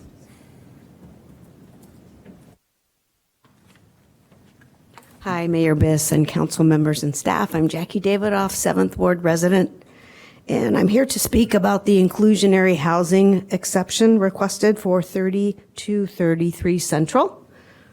I've spoken to you as a number of times as a 7th Ward resident who aligns with our city's principles of preventing displacement of current residents, expanding affordable housing, and creating new housing at all levels so that residents at all levels of income who make Evanston home can continue to live here and afford to live here. So to this end, I am opposed to making a concession for the developer of the Central Street property around the inclusionary housing ordinance. I understand the circumstances of their request. However, allowing any exceptions to the IHO opens the door to other developers requesting nips and tucks here and there. With such a significant gap in affordable housing here, it's not in our best interest to allow any exception to the IHO. Thank you for holding to our policy and your integrity as council members and following the policies the city has committed to regarding your commitment to affordable housing goals. Thank you. Thank you very much. According to my records, that completes the entire in-person portion of public comment. Did I miss any in-person people? Seeing none, we'll move on to the online public commenters, beginning with Elliot Oates, who will be followed by Sonia Cohen, and then Steve Test.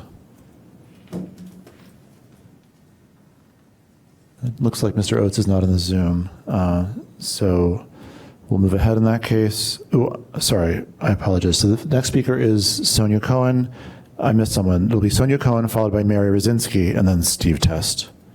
Okay, here we go. Let's see. Whoops, shoot. Hello? Yeah, we can hear you. Go ahead. Hear me? Okay.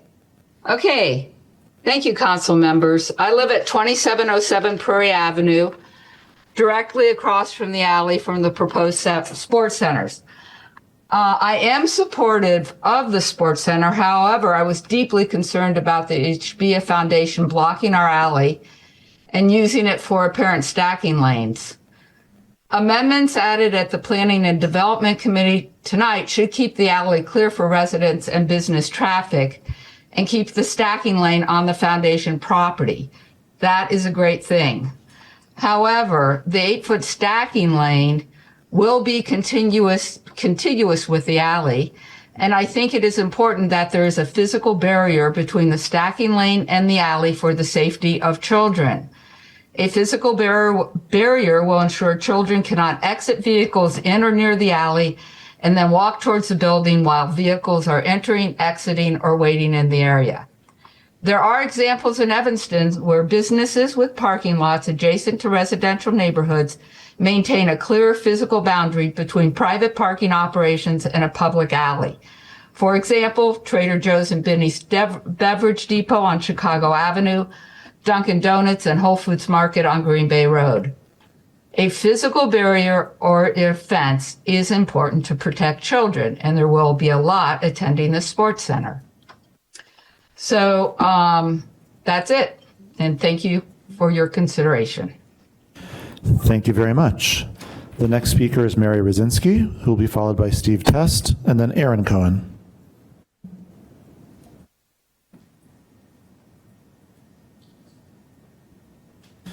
Looks like Ms. Rosinski is also no longer in the Zoom, so we'll move ahead with Steve Test, who will be followed by Aaron Cohen, and then Greg Hummel. Hi, can you hear me? Sure can. Steve Test, 1135 Hinman Avenue. I wanted to speak briefly about the Code Studio contract signing. I agree completely that the Code Studio proposal was far superior to the far superior one of the two that we received.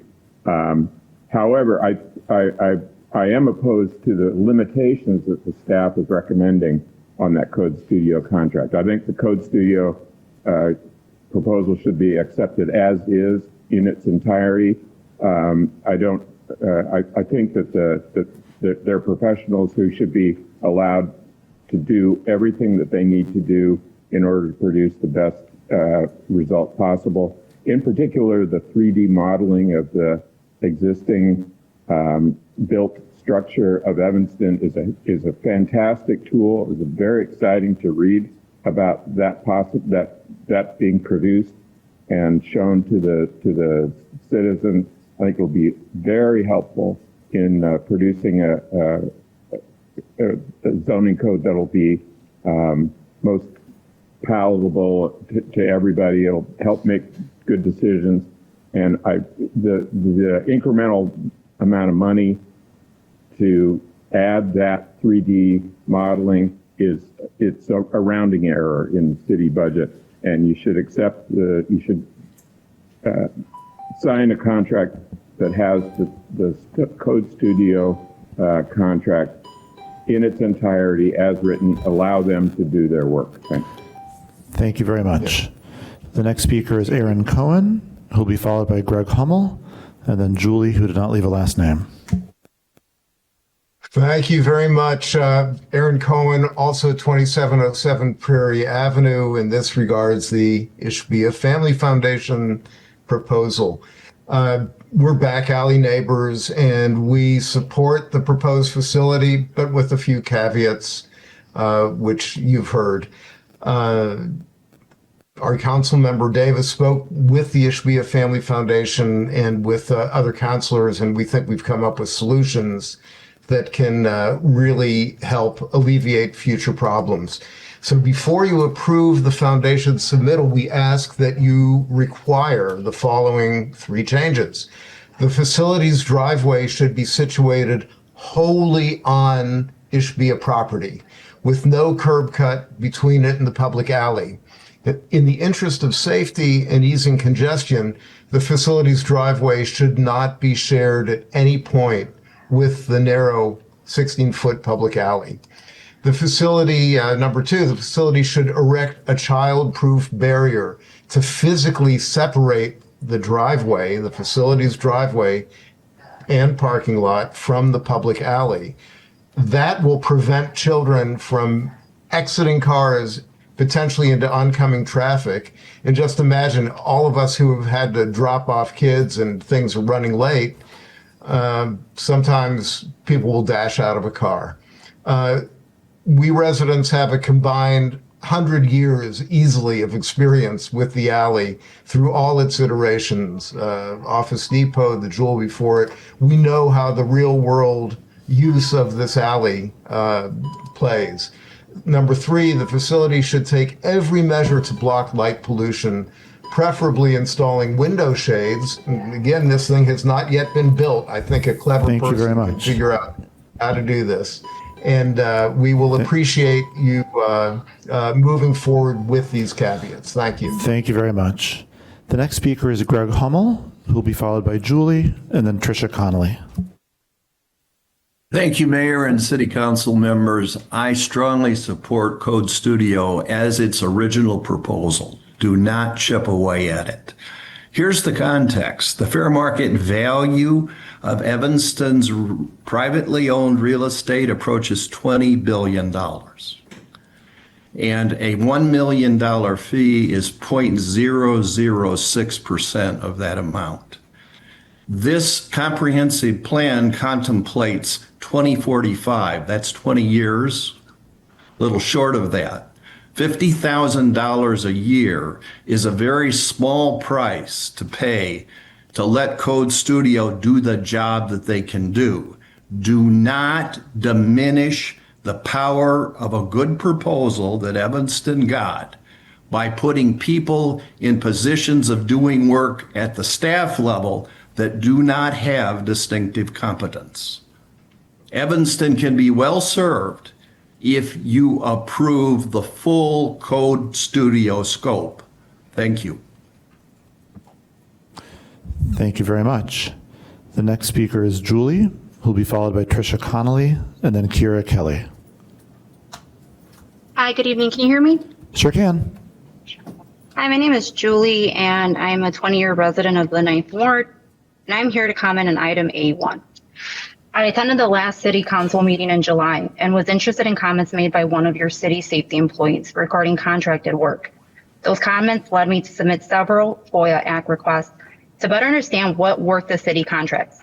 I discovered that the city has contracted out safety inspections, which I found interesting given that its employees' concerns about contracting. That inconsistency led me to look further, and what I learned raised more serious concerns.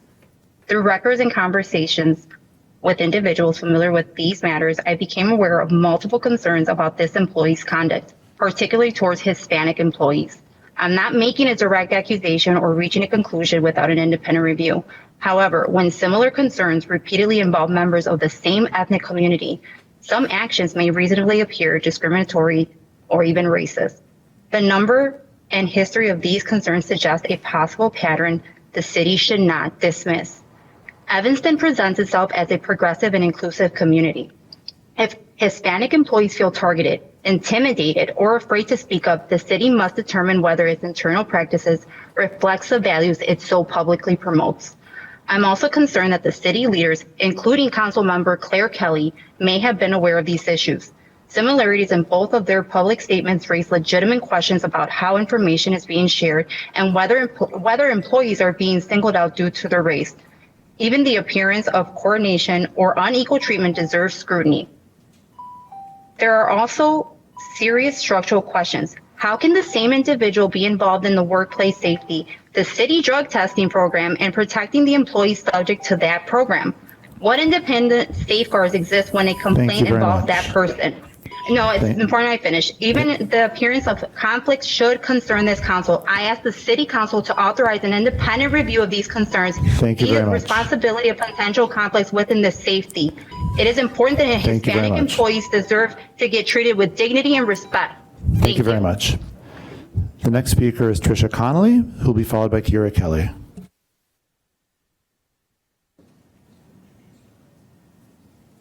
Looks like Ms. Connolly is no longer here, so we move ahead with Kira Kelly.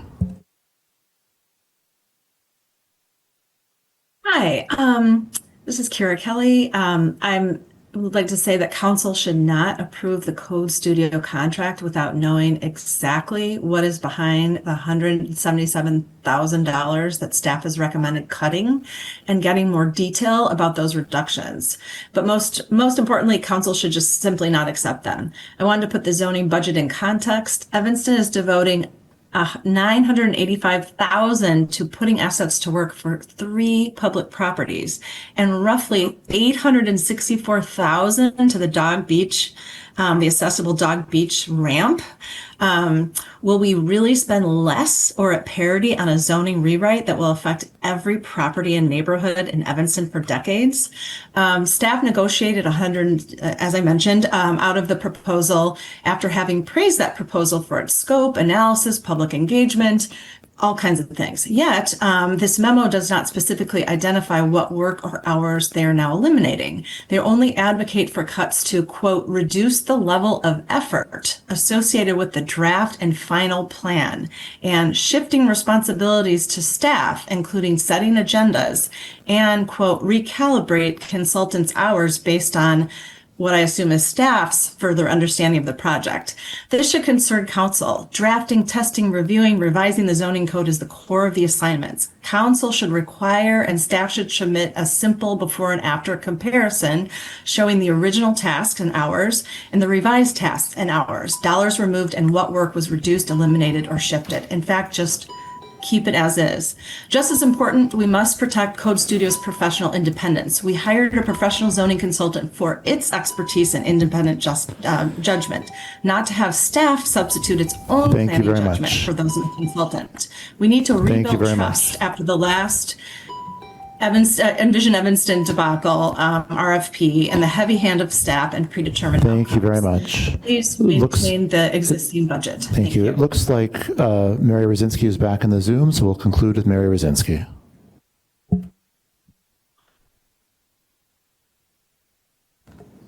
Ms. Rosinski, looks like there's an audio issue. Are you able to speak?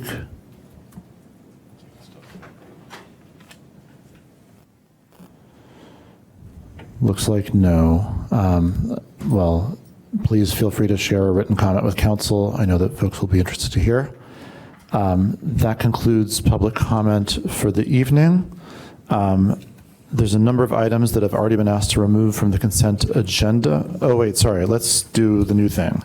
The first item on the consent agenda is the minutes of the M1 approval of the minutes of the regular city council meeting July 27, 2026. Councilmember Rogers? I don't want to pull it off the consent agenda, but I want to make sure that my name is spelled correctly throughout. It kind of goes back and forth. Rodgers. You should be asking to get 2 votes if you're going to have 2 different names in the minutes. Councilmember Sefferden? I guess if we're doing that, there's a couple spots for me too. Thank you. I don't know how I feel because I've never had my name misspelled. Just want to throw that out there. Mispronounced. Councilmember Nusma, could you read the AMPW agenda, please? With pleasure. We have item A1, Resolution 197R26, approval of the City of Evanston payroll, bills list, and credit card activity in the amount of it's a bunch of money. We have item A2, which we will remove from consent. And A3 as well. And A3 will be removed from consent. Item A4 is Resolution 179R26, approval of an increase in the hourly permit rates for synthetic turf, athletic fields, and grass in 27 and 2028. We have item A5, Resolution 184R26, approval of a special event, the Jewish Reconstructionist Congregation High Holiday Shofar Walk. Item A6, Resolution 185R26, approval of a special event, Midnight Circus at Talmadge Park on the weekend of September 18th through 20th. Item A7, Resolution 188R26, approval of a sole source purchase of Routeware Smart City. Item A8, item A7 was in the amount of $26,812.80. Item A8, Resolution 190R26, approval of an agreement with Duke's Root Control Incorporated for 2026 to 2028 root treatment in the amount of $224,005.36 over 3 years. Item A9 was tabled in committee. Item A10, Resolution 192R26, approving Chef Isaac Hospitality Management Group LLC's Class C liquor license for Benson Avenue Tavern at 1735 Benson Avenue. Item A11, Resolution 193R26, approving Alleyway Restaurant LLC's Class C liquor license for Alleyway Grill at 1710B Sherman Avenue. Item A12, Resolution 194R26, authorizing the city manager to execute an agreement with Elevate Energy for building decarbonization support. Item A13, Resolution 195R26, approval of a special event, back to school haircut event day. Item A14, Ordinance 52026, amending Title IX, Chapter 4, Dogs, Cats, Animals, and Fowl. This is for introduction. Item A15, Ordinance 58026, amending City Code, Section 10-11. And this will be pulled for introduction and action. We're pulling item A15 for introduction and action. Thank you. Item A16 is Ordinance 192-026, authorizing the sale of city-owned properties at 801 to 811 Main Street and 916 to 918 Sherman Avenue. Also, same thing, pulled as well. Yep. I'm going to leave that, this was my item, and I'd like to leave that on the consent agenda for introduction only. Okay, so just to be very clear for both people up here and in the audience, though the agenda says introduction and action, if this stays on the consent agenda, it will only be introduced and will be back in 3 weeks for action. Please continue. Item A17, Ordinance 53026, amending the Evanston City Code 10-4-5-2, parking restrictions in residential districts to add a prohibition on the sale, unauthorized transfer, or advertising of one-day visitor parking permits and spaces. Thank you. So what's been pulled is A2, A3, A9, A15. Are there any further removals from the ANPW agenda? Seeing none, Councilmember Kelly, would you care to read the P&D agenda, please? Sure. PD1, Resolution 187R26, approval of inclusionary housing, alternative equivalent for 3233 to 3249 Central Street. And that was held too, so that's That what we has pulled. been held, so that comes off. And item PD2, Ordinance 59026, a text amendment amending Section 615-1410, site development allowances in the OCSC district has been amended, so that gets pulled, correct? If it's been amended? Sorry, It doesn't. PD2 or PD3? PD2 and 3 were both amended. We heard them together, but P3 was the only amendment. The only one? Oh, I thought the FAR, adjusting the FAR was for, That's part of. that'll be part of PD. PD3. Okay.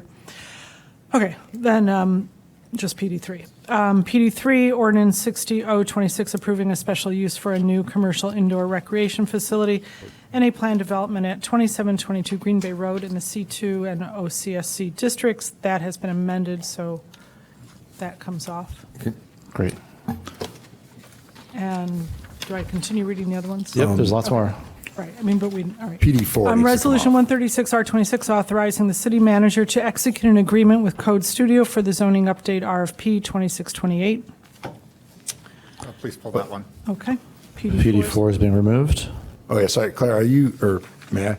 Are you reading, like, off this one? Or Correct. off of the committee? All right, PD4 needs to come off, please. 'Cause It was. It was, because it was amended. That just happened. I mean. I'm sorry, not P, fuck. All right. Wait, which one? Jeez. P5, 3 Wow. crowns. We need to fix that issue, right, Perrio? 5 is on the What's agenda happening for up here? introduction. It is in fact for action. Yes, that is correct. Okay.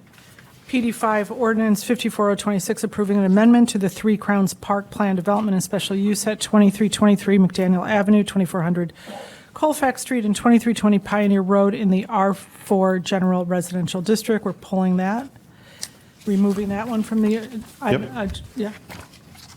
And then finally, PD6, Ordinance 56026, approving a text amendment related to temporary uses. Please pull that one. And we're removing PD6.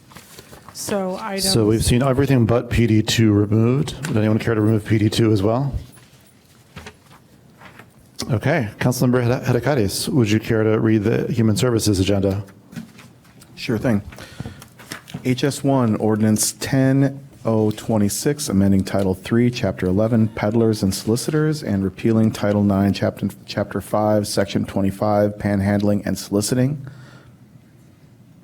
HS2, Ordinance 34026, adding Title III, Chapter 36 to the City Code concerning the regulation of electronic product promotion sweepstakes kiosks. Please pulled.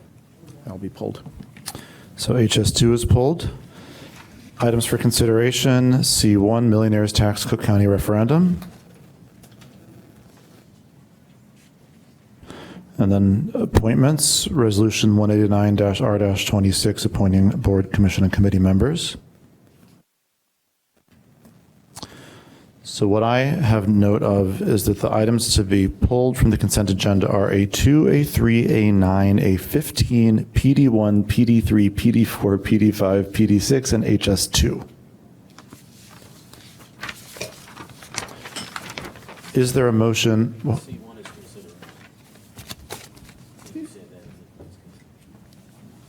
so if y'all want to discuss C1, someone should pull it from the consent agenda. Yeah. If anyone would like to discuss C1, they should remove it from the consent agenda. Anybody?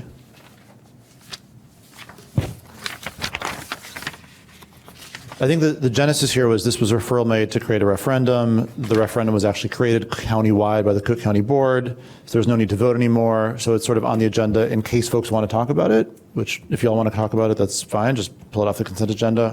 Either way, it will be on the, what's that? I'll pull it off. Okay. So, all right, the items at this time removed are A2, A3, A9, A15, PD1, PD3, PD4, PD5, PD6, HS2, and C1. Is there a motion? Second. Councilmember Harris moves adoption of the consent agenda with the following 11 exceptions, A2, A3, A9, A15, PD1, PD3, PD4, PD5, PD6, HS2, and C1. Councilmember Nusma seconds. Would the clerk please take the roll? Councilmember Davis? Aye. Councilmember Rogers? Aye. Councilmember Hadakatis? Aye. Councilmember Kelly? Councilmember Harris? Aye. Councilmember Isles? Aye. Councilmember Nusma? Aye. Councilmember Burns? Aye. Councilmember Suffolk? With 9 voting in favor and none voting against, the motion carries, and the consent agenda with the 11 items previously enumerated is adopted. I sense a request for a brief break coming, which is a fine idea, but I think if I'm reading this properly, there are 2 items that were removed for technical reasons, and I'd like to consider those first, in case there's anyone here who's waiting for those, and then we can have a break if folks want. So let me start with item A2. Councilmember Nusma, do you have a motion? Mr. Mayor, I move item A2, Resolution 198R26, approval of the BMO Harris Amazon credit card activity in the amount of $18,299.29. Second. Councilmember Nusma moves approval of Resolution 198-R-26. Councilmember Rogers seconds. Would the clerk please take the roll? Councilmember Davis? Aye. Aye. Aye. Councilmember Kelly? Aye. Councilmember Harris? Aye. Councilmember Isles? Aye. Councilmember Nusma? Aye. Councilmember Burns? Aye. Councilmember Suffolk? Abstain. With 8 voting in favor, none voting against, and 1 abstention, the motion carries, and Resolution 198-R-26 is adopted. And now on item PD5, which I think was only pulled just to correct the technical mistake where it says introduction rather than action. Councilmember Kelly, do you have a motion? I'll move PD5. Okay. Okay. I'll second. Councilmember Davis moves passage for final action of Ordinance 54-0-27. Councilmember Nusma seconds. 26. You said 27. Just I sure did, just as if it was next year. I apologize for that very peculiar typo. Councilmember Davis moves approval of Ordinance 54-0-26. This is for final passage. Councilmember Nusma seconds. Seeing no discussion, would the clerk please take the roll? Councilmember Davis? Aye. Councilmember Rogers? Aye. Councilmember Hadakatis? Aye. Councilmember Kelly? Aye. Councilmember Harris? Aye. Councilmember Isles? Aye. Councilmember Nusma? Aye. Councilmember Burns? Aye. Councilmember Suffolk? Aye. With 9 voting in favor and none voting against, the motion carries, and Ordinance 54-0-26 is adopted. Now, I would entertain a request for a break if that's what folks up here want. Councilmember Kelly? Sure. I'd like to move to take a break. All right, so we'll stand at ease, and the city council will resume at 9:15 p.m. Thanks all. The city council will come back to order. We've scared everyone away. Now for the real fun. What we have ahead of us, for those of you who are keeping score, is A3, A15, PD3, PD4, PD6, HS2, and C1. So beginning with A and PW agenda, Councilmember Kelly, do you have a motion relative to item A3? I'd like to move item A3, Resolution 175R26, approval of a single-source contract with Climate Action Evanston for the Climate Action Coaches Program. Second. Councilmember Kelly moves adoption of Resolution 175-R26. Councilmember Nusma seconds. Is there any discussion? Seeing none, I will just take the roll. Councilmember Davis? Aye. Councilmember Rogers? Aye. Councilmember Hadakatis? Aye. Councilmember Kelly? Aye. Councilmember Harris? Aye. Councilmember Isles? Aye. Councilmember Nusma? Aye. Councilmember Burns? Councilmember Sufferton? No. With 7 voting in favor and 1 voting against, the motion carries and Resolution 175-R-26 is adopted. Now on item A15, Councilmember Harris, do you want to make a rule suspension motion to allow for intro and action? A15. A15.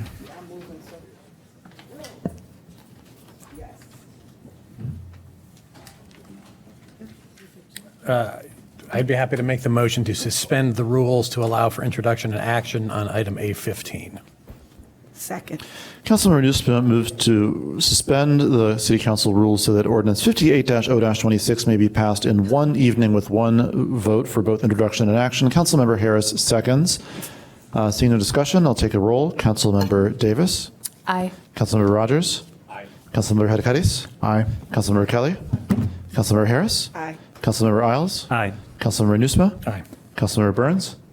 Councilmember Sufferton? Aye.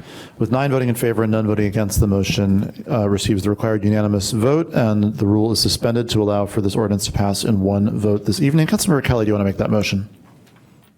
I'm sorry, for Pete?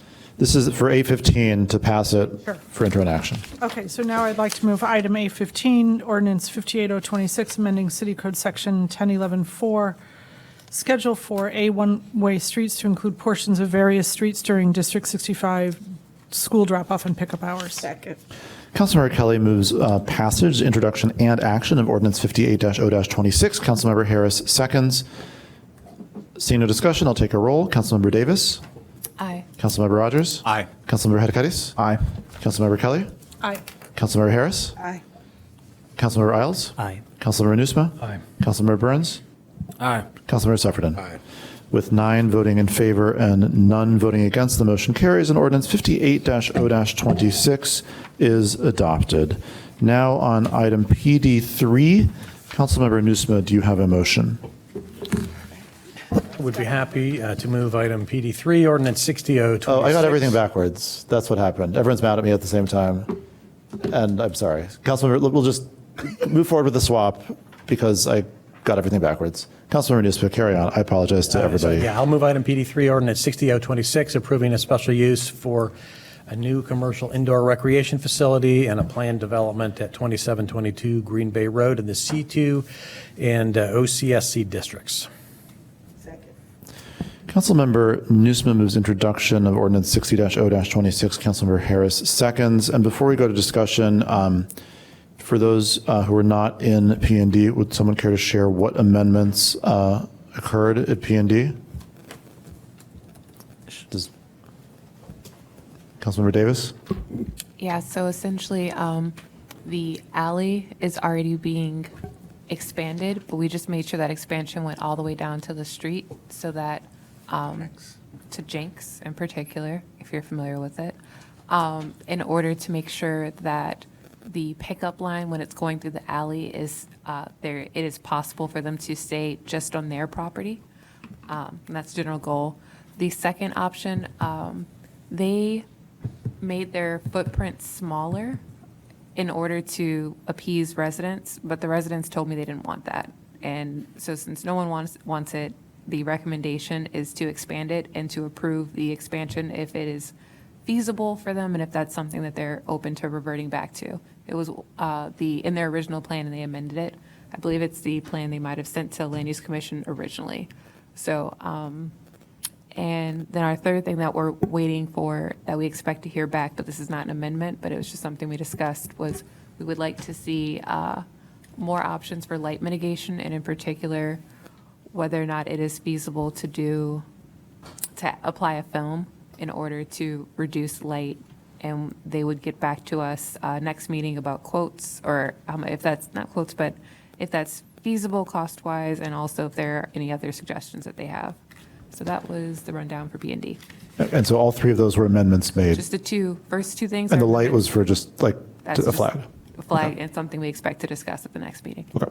And your light was on for that, or are you in the queue to speak also? No, to answer your question. Thank you.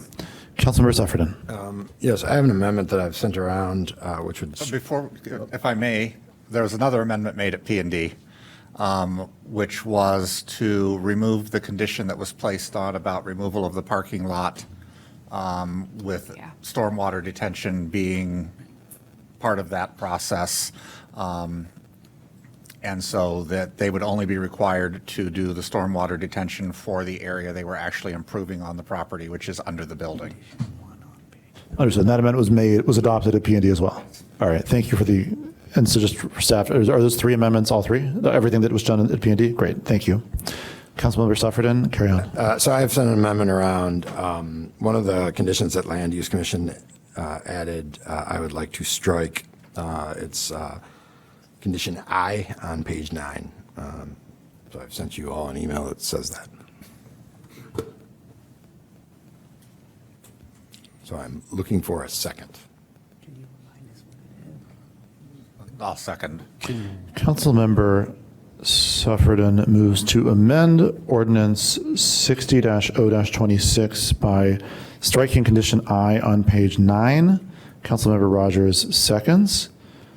And I'll just go ahead and explain it. So the condition that was added was, except for required emergency lighting, interior lighting shall be turned off by 10 p.m. unless blackout screening is installed to mitigate visual impact of interior lights on adjacent properties. Clearly, we're going to have more discussion about that topic at our next meeting. My concern on principle is we don't have any other building in Evanston that we tell they need to turn off their lights inside of their building at a particular time. This isn't their exterior lighting. This isn't signage. This is the lights in their building. And from a practical standpoint, I think it probably makes it pretty hard to do repairs and cleaning if the people doing that have to do that in the dark after 10 p.m.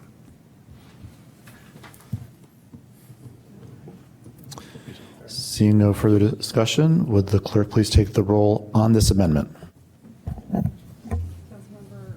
Councilmember Davis? No. Councilmember Rogers? Aye. Councilmember Hadakaris? Aye. Councilmember Kelly? Councilmember Harris? Aye. Councilmember Isles? Aye. Councilmember Newsma? Aye. Councilmember Burns? Councilmember Sufferton? Aye. With 7 voting in favor and 2 voting against, the motion carries, and ordinance 60-0-26 is amended as just described. In other words, condition I from section 4 has been struck. Seeing no further discussion, would the clerk please take the roll? This is on the motion to introduce the ordinance as just amended. If this passes, it'll be back in 3 weeks for action. Councilmember Davis? Aye. Councilmember Rogers? Aye. Councilmember Hadakaris? Aye. Councilmember Kelly? Councilmember Harris? Councilmember Isles? Aye. Councilmember Newsma? Councilmember Burns? Aye. Councilmember Sufferton? Aye. With 9 voting in favor and none voting against, the motion carries, and ordinance 60-0-26 is amended thrice in P&D and once additionally just now is introduced and will be back on the agenda in 3 weeks for potential final action. Now on item PD4, let's just revert to the way things actually are supposed to be. And I'll ask Councilmember Kelly if she has a motion relative to item PD4. I'd like to move item PD4, Resolution 136, R26, authorizing the city manager to execute an agreement with Code Studio for the zoning update, RFP 2628. Councilmember Kelly moves adoption of Resolution 136-R-26. Councilmember Harris seconds. Is there any discussion? Councilmember Rogers. Thank you, Mr. Mayor. I'd like to thank everyone for being out there discussing this. I would like to also thank Code Studio for taking the time to meet with us last week, I believe it was, and taking time to answer questions and express opinions as to what they thought this meant for Evanston. I was quite impressed with Colin and the team that they had put together. I think that the 3D modeling is very important for us to include at such a nominal cost. So I would ask that, I don't know if it's still listed as optional, but I guess I would like an amendment made to, or I will make an amendment to include that in the final cost of the process. And I'm looking forward to working with Code Studio and the residents. I view this as the analogy I've been using to keep it in the land use world is that they are our architect. The residents are the homeowners, and we are the project managers. And so the residents tell us what they want in their home. The architect makes sure that we're in compliance and following best practices, and our job is to shepherd it through and make sure that all the T's are crossed and the I's are dotted. So I will be voting in favor of this. You know, the meetings that we had with them raised no red flags. I actually heard some good conversation with them. So I'm excited to get moving on this.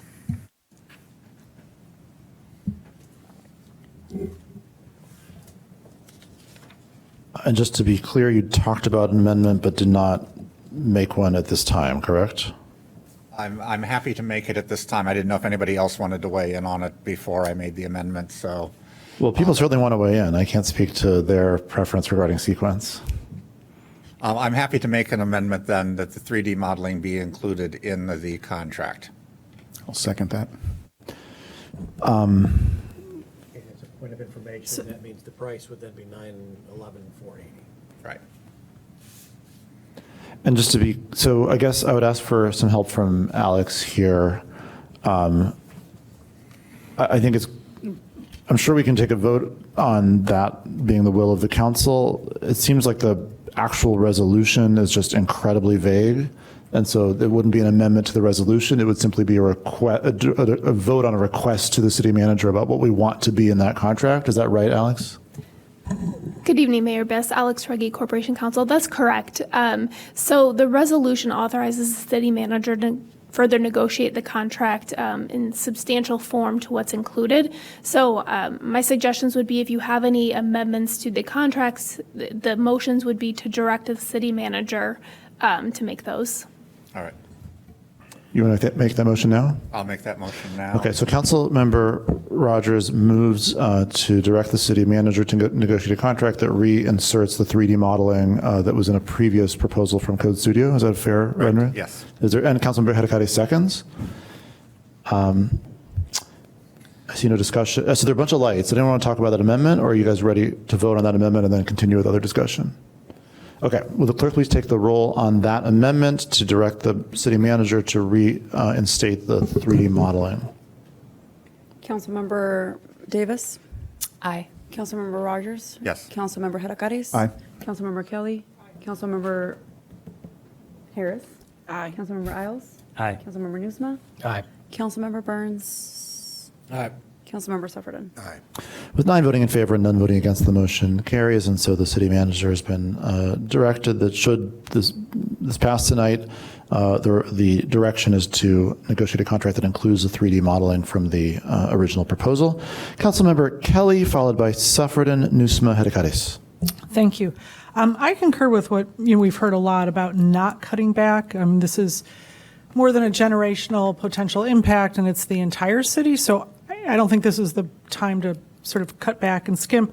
Can we, on these 4 items where it says, in an effort to, cut costs, I mean, I would like to, could I move to agree with, like, for example, removing DPS as a sub-consultant? That I think is fine. I mean, can I move to say yes to that cut? Or are these already cut in what's proposed here? So let me say if I understand. So you're referring to Liz Williams' recent email? I'm referring to the staff memo. Oh, right. The contract award details that it says there's proposed cuts, and I like I said, I agree with most of what so many people have said. So my understanding of what happened was the RFP went out, 2 proposals came back. Mm-hmm. The feeling was very clear that one of them was preferable to the other, but wow, it's pretty expensive. And so I think there was an effort of like, hey, can we try to figure out how to negotiate with the proposer so as to result in a less expensive thing? And then what's been offered to the council tonight. Again, the literal resolution that you'd be voting on just says, hey, Luke, do your best. But the implication is that if no further discussion happens tonight, I think those cuts would be reflected in where we imagine that contract would land. So if you want to undo those, like Councilmember Rogers just did, that's what you could do tonight. So as opposed to saying. And let me just make sure, I want to make sure that I'm getting like okay body language from staff, like I didn't screw anything up too catastrophically. Okay. So in other words, I can't say vote yes to one of those. I mean, I'd rather go that way, like move to concur, because these are proposed cuts. So I would like to say, move to remove DPS as a sub-consultant, go through each one and vote on it, I feel like, since these are proposed cuts. I think that's how we should handle this. Not, because these are all proposed. So I think we should vote on each one of the proposals here. Just to reiterate, there's a resolution in front of the council. The resolution is very vague. The memo makes clear that what the resolution contemplates is all those cuts being negotiated by the city manager with the vendor. If that's not what folks want, we just saw an example of one specific one that wasn't what folks wanted, just make a motion and take a vote, and that's fine. Okay, so you're saying not to. If there's something you don't want cut, just make the motion. Right, okay, then I would like to keep the level of effort associated with the draft and the final work plan and the working group oversight. I think those are both very important. And as well as, except for the second one, I would agree with some of this sort of, coordinating agendas and meeting invites and that sort of thing. That can be our city staff, but in terms of reducing working group oversight, I think that needs to remain. So I'm not following. Make a specific motion, I would suggest. Okay, so I'm going to start by saying I do not want to reduce the level of effort. That's not a motion. I'm sorry. I would like to Councilmember Kelly has the floor. Go ahead. Okay, I would like to move to not reduce the level of effort associated with the draft final work plan. That's a good motion. So what page where in the? It's the contract award details. It's 412. Sorry, thank you. Just like and below that is the part about the environmental. All right, this is the level of effort, reduce the level of effort associated with the draft / final work plan. That's the bullet? Correct. All right, so Councilmember Kelly moves to reject the change that would reduce the level of effort associated with the draft / final work plan as well as the associated costs. Is there a second to that motion? Second. Councilmember Newsmith seconds. Is there any discussion? Again, there's a bunch of people in line. Any discussion on that motion before a vote? Seeing none, would the clerk please take the roll? Councilmember Davis? Aye. Councilmember Rogers? Aye. Councilmember Hedakaris? Aye. Councilmember Kelly? Aye. Councilmember Harris? Aye. Councilmember Isles? Aye. Councilmember Newsma? Aye. Councilmember Burns? Aye. Councilmember Sufferton? Aye. With 9 voting in favor and none voting against, the motion carries, and the direction has been given to the city manager that should the resolution ultimately pass, there would be a request that the reduction in the level of effort associated with the draft / final work plan not be included in the final outcome. Councilmember Kelly, you still have the floor if you want it. that the reduction not be included. Right, there would not be reduced. Okay. I would also like to strike in the second one, let's see, how do I do this? So I would like to strike the first part, working group oversight, and just say reduced shift responsibilities for coordinating agendas, meeting invites, and recordings, but not reduce working group oversight. So I believe the motion is to, Reduce. relative to the proposal to reduce working group oversight and shift responsibilities for coordinating agendas, meeting invites, and recordings to city staff, the proposal is to continue the shifting of responsibilities for coordinating agendas, meeting invites, and recordings to city staff, but not reduce the working group oversight? I think it's the opposite. So I would like this to support this striking working group oversight. So reduce, keep, reduce shift responsibilities for coordinating agendas, meeting invites. So not to be pedantic, but the reduce and shift are the two different verbs. So one thing that's happening is there's reduction of the working group oversight. Right, okay. And So a different thing that's I'm sorry. happening is shifting of responsibilities. Understood, I apologize. So just strike the whole part up to and just shift responsibilities. Okay. So the motion is no longer reduce the working group oversight, but retain shift responsibilities for coordinating agendas, meeting invites, and recordings to city staff. Is there a second to that motion? Second. Councilmember Newsmith seconds. Councilmember Rogers on that motion. Thank you. I'd like to ask staff a question. This was one where we saw a significant cost decrease. Was this due to travel? Was this due to what?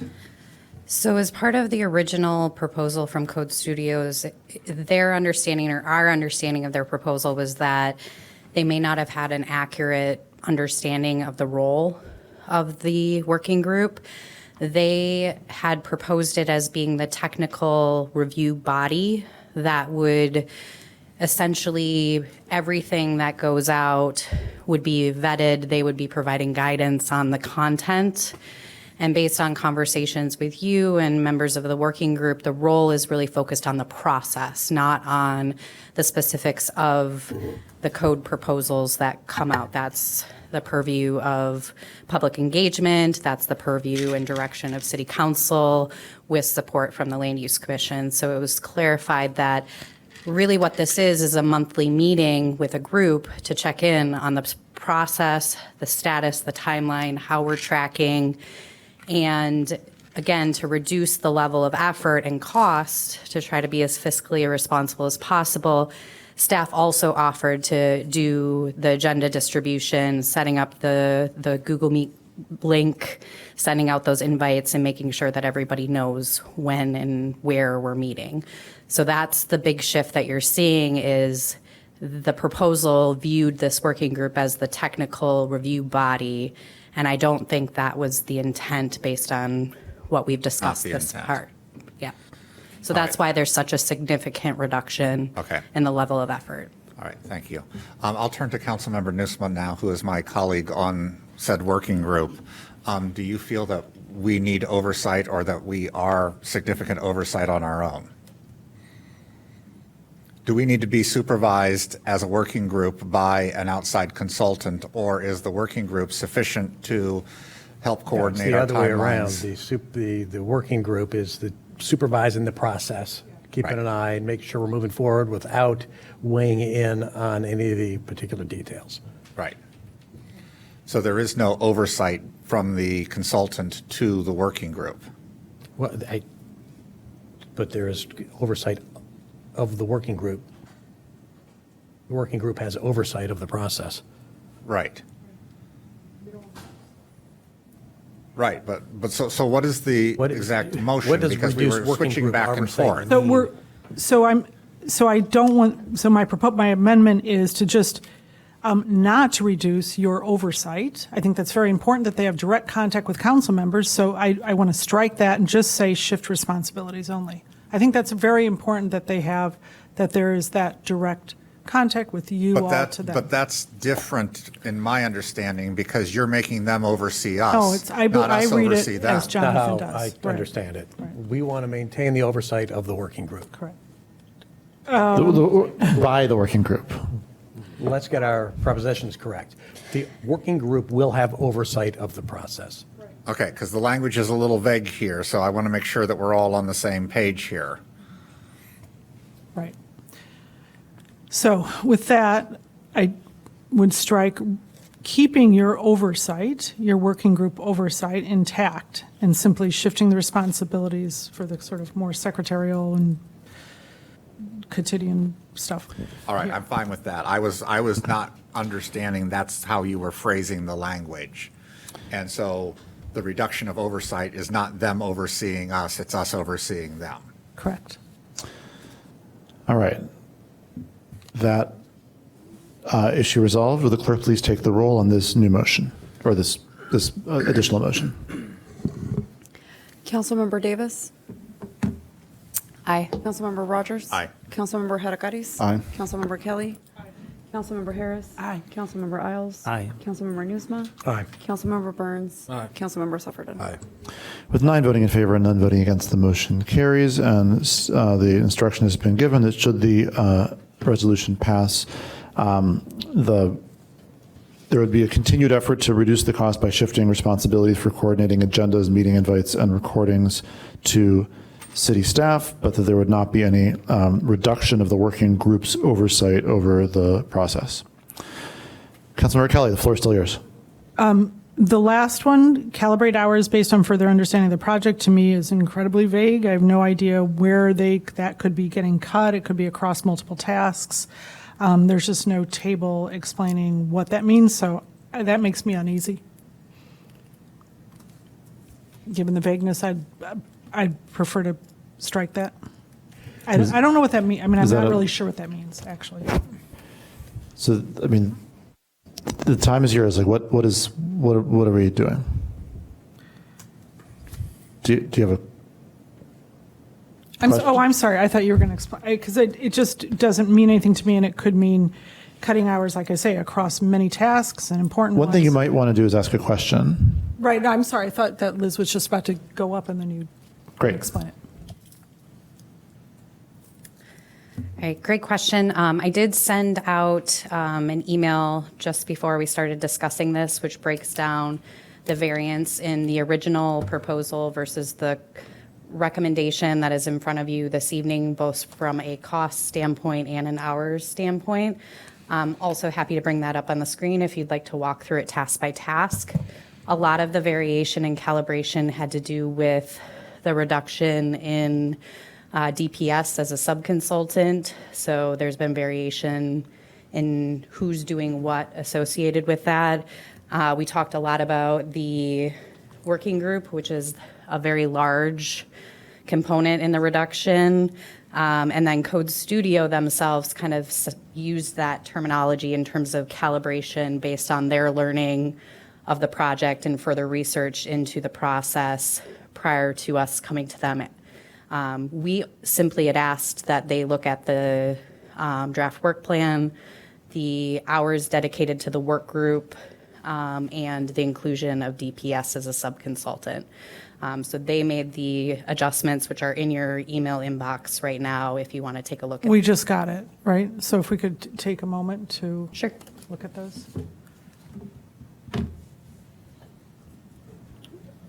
Would you like me to come back to you, Councilmember Kelly? Yeah, I thought maybe everybody, no, I don't know if anybody had a chance to look at those. I thought maybe, so yes, Okay. come back to me, but I would have concerns about that. Also, the working group. Wait, so you're still going? Yeah, I just want to modify that a little bit. I mean, I think calibrating hours based on what we've now adjusted, that would be fine, but anything beyond that. But anyway, come back to me. Okay, so I'll put you back in the queue. We move on now with Councilmembers Sufferton, Nusma, Hadakaris. Kind of shifting away from the who oversees who, but similar vein, Luke, Sarah, and I had a conversation today, and I just want to ask, who will own this as far as staff goes? I mean, like, in the sense that they are the point person, the person who'll be providing updates to council, who owns it? Well, as we sit here today. Yeah. We see it as a team effort, but there always has to be a point person. Liz will be the point person, but a bunch of us are going to work very closely with her. She has experience in code rewrites and also code constant writes out in Washington, where they were always changing code, and at Oshkosh. So she's very experienced with code rewrites and knows this area very well. Alex and I are going to be on as part of the working group all the time too, and Jeremiah will be a strong supporter, but Yeah, there'll be a lot of people involved, but Exactly. Liz, you are the owner of this. Is that a correct summation of what you just said? Yeah. Okay, thank you. Councilmember Nusma Hedekaris. Thank you, Mr. Mayor. So I think we still, have some discussion remaining on how we might continue to pare down the costs here. I am going to note with some irony that a lot of the objection we received last time was about how expensive this was and calls to go out to bid. And now some of the folks who are making those arguments are telling us, wait, hold on, we want to pay for everything. So I appreciate their coming around to advocating for making sure we have the best possible package in front of us, and I'm looking forward to approving this, open to discussing, one or two more ideas about how we might shave a little bit of cost off. Specific to the calibrating hours point, the way I interpret that as a member of the working group is if we have 100 hours allocated for a particular task, but the working group sees that we're pretty much there after 85 hours, then the working group can, then we don't have to pay for the additional 15 hours that we don't need. So making sure the contract reflects that, offers us that flexibility is, I think, what I would like to see here and what I believe it might be intended by that bullet point. Councilmember Hedekaris and Burns. I just wanted to talk about how much I was excited about the 3D modeling, so you can skip me. Councilmember Burns. Liz, could you respond with Councilmember Newsome just because I feel like that is a conversation we had about how billing could work, and you expressed to me a concern that we should keep in mind. Thank you for the question. So the one thing just to keep in mind with moving forward with an hourly contract versus a task-based contract is that, yes, we hope that the contract will come in under hours, but if it goes over hours, if more work is demanded than what was initially contemplated, that results in a change order that you all would need to approve. So my suggestion would be that we keep it task-based and that we're developing a contract that is to complete the tasks as outlined in the proposal versus sticking to a specific hour. And should council decide that certain tasks aren't required as you get into the process, I think that would be a better basis than potentially opening us up to them underestimating and then going way over what they anticipated. So what I said, using the example of hours, you would prefer to use tasks. Correct. We would want, them not to. I retract what I said. I say what you Okay. suggest, and I'm good to go. Thank you. And I brought that up because I think the way it's proposed now is task-based. After my conversation, actually, Councilmember Newsom was on that call. I did believe that the hourly base was a better approach, and then I talked to Liz, and she got me straight. So Thank you for I will helping us clarify. And so I sent over some amendments. These amendments. In order for me to support this, I would like these amendments approved. They don't necessarily have to be in the contract. I think in some ways they're already there, but I would want to make sure these are in the work plan. But I'm happy to do either one. I'm going to move instead of 1 through 6. I think the work group can handle 4, 5, 6. I just would, especially that last one, revision. There's something in there that talks about revisions and material scope expansion. And so I think it's just, we had a conversation with Code Studio about this during our call, but I think it's important for the work group to just make sure that you work with Code Studio to define what constitutes a material scope expansion. As I told them, I think that needs to be fully known, on the front end. And then they had a good idea on our call where they talked about there's some checkpoints to make sure that at different points we understand where they believe the scope is. And so I wrote here, include formal scope checkpoints after the diagnostic phase, and this was offered by Code Studio, after substantial completion of the district's and uses and mapping work and before adoption to confirm policy direction, remaining resources, and whether proposed work constitutes scope expansion. So 4, 5, 6, I'll kind of drop that. I'll leave that to the work group to figure out. 1 through 3, so I made 2 main amendments to the RFP that Code Studio responded to. In some instances, there were specific deliverables that I requested, and then in others, there were certain expertise that I wanted to see in the staff.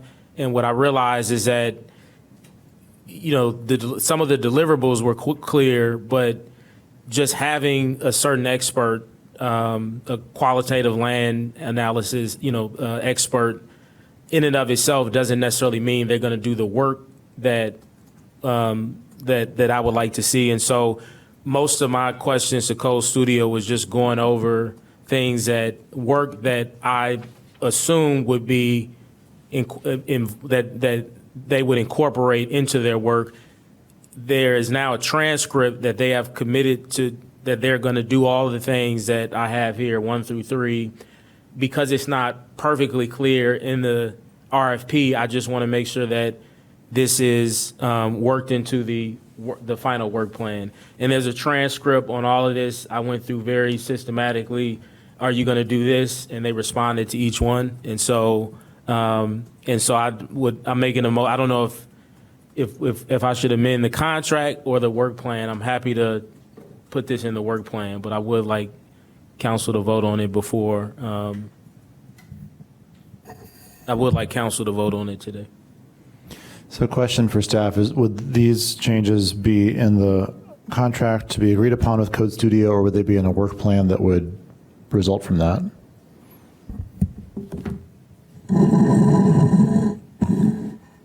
I think as the referral or as the resolution is approved, it's something that staff can reevaluate with Code Studio and see where it's most appropriate as we negotiate this. And if the motion is to add it to one or the other, then staff can implement that. So let me, tell me if this is all right. So I would, as I heard it, tell me if I got it wrong, Councilmember Burns moves that items 1, 2, 3 from the email. One is a paragraph about quantitative land use analysis. One is a paragraph about housing market and development feasibility. And one is a paragraph about municipal fiscal impact analysis. So those three items be included as appropriate, either in a contract to be negotiated between the city manager and Code Studio, or in the work plan to be developed coming out of the execution of that contract. Yep, that's fine. Is there a second? Second. Councilmember Hedekade seconds. Councilmember Rogers. Yeah, so is this part of the agreed upon fee that we have with them, or are we adding things on that will add to our fee? No, that's what I'm saying. In the transcript, it was basically me saying, hey, in the RFP you responded to, do you agree that you guys were going to do this work? Yes. Okay, what about this? Yes, yes. So this is all. I just want to make sure that we're clear on that, and we aren't adding suddenly an extra $300,000 on or something like that. Yeah, no, this is within the current scope. All right, thank you. And Councilmember Hedekade, do you have something on this amendment too? I was just going to say, when I watched the meeting, Councilmember Burns' questions were pretty clear that this was part of the scope, but I think it does serve us well to have it specifically laid out. Yeah. So, great. Will the clerk please take the roll on this motion? Councilmember Davis? Aye. Councilmember Rogers? Aye. Councilmember Hadakaris? aye. Councilmember Kelly? Councilmember Harris. Councilmember Isles. Aye. Councilmember Nusma. Aye. Councilmember Burns. Aye. Councilmember Sufferton. Aye.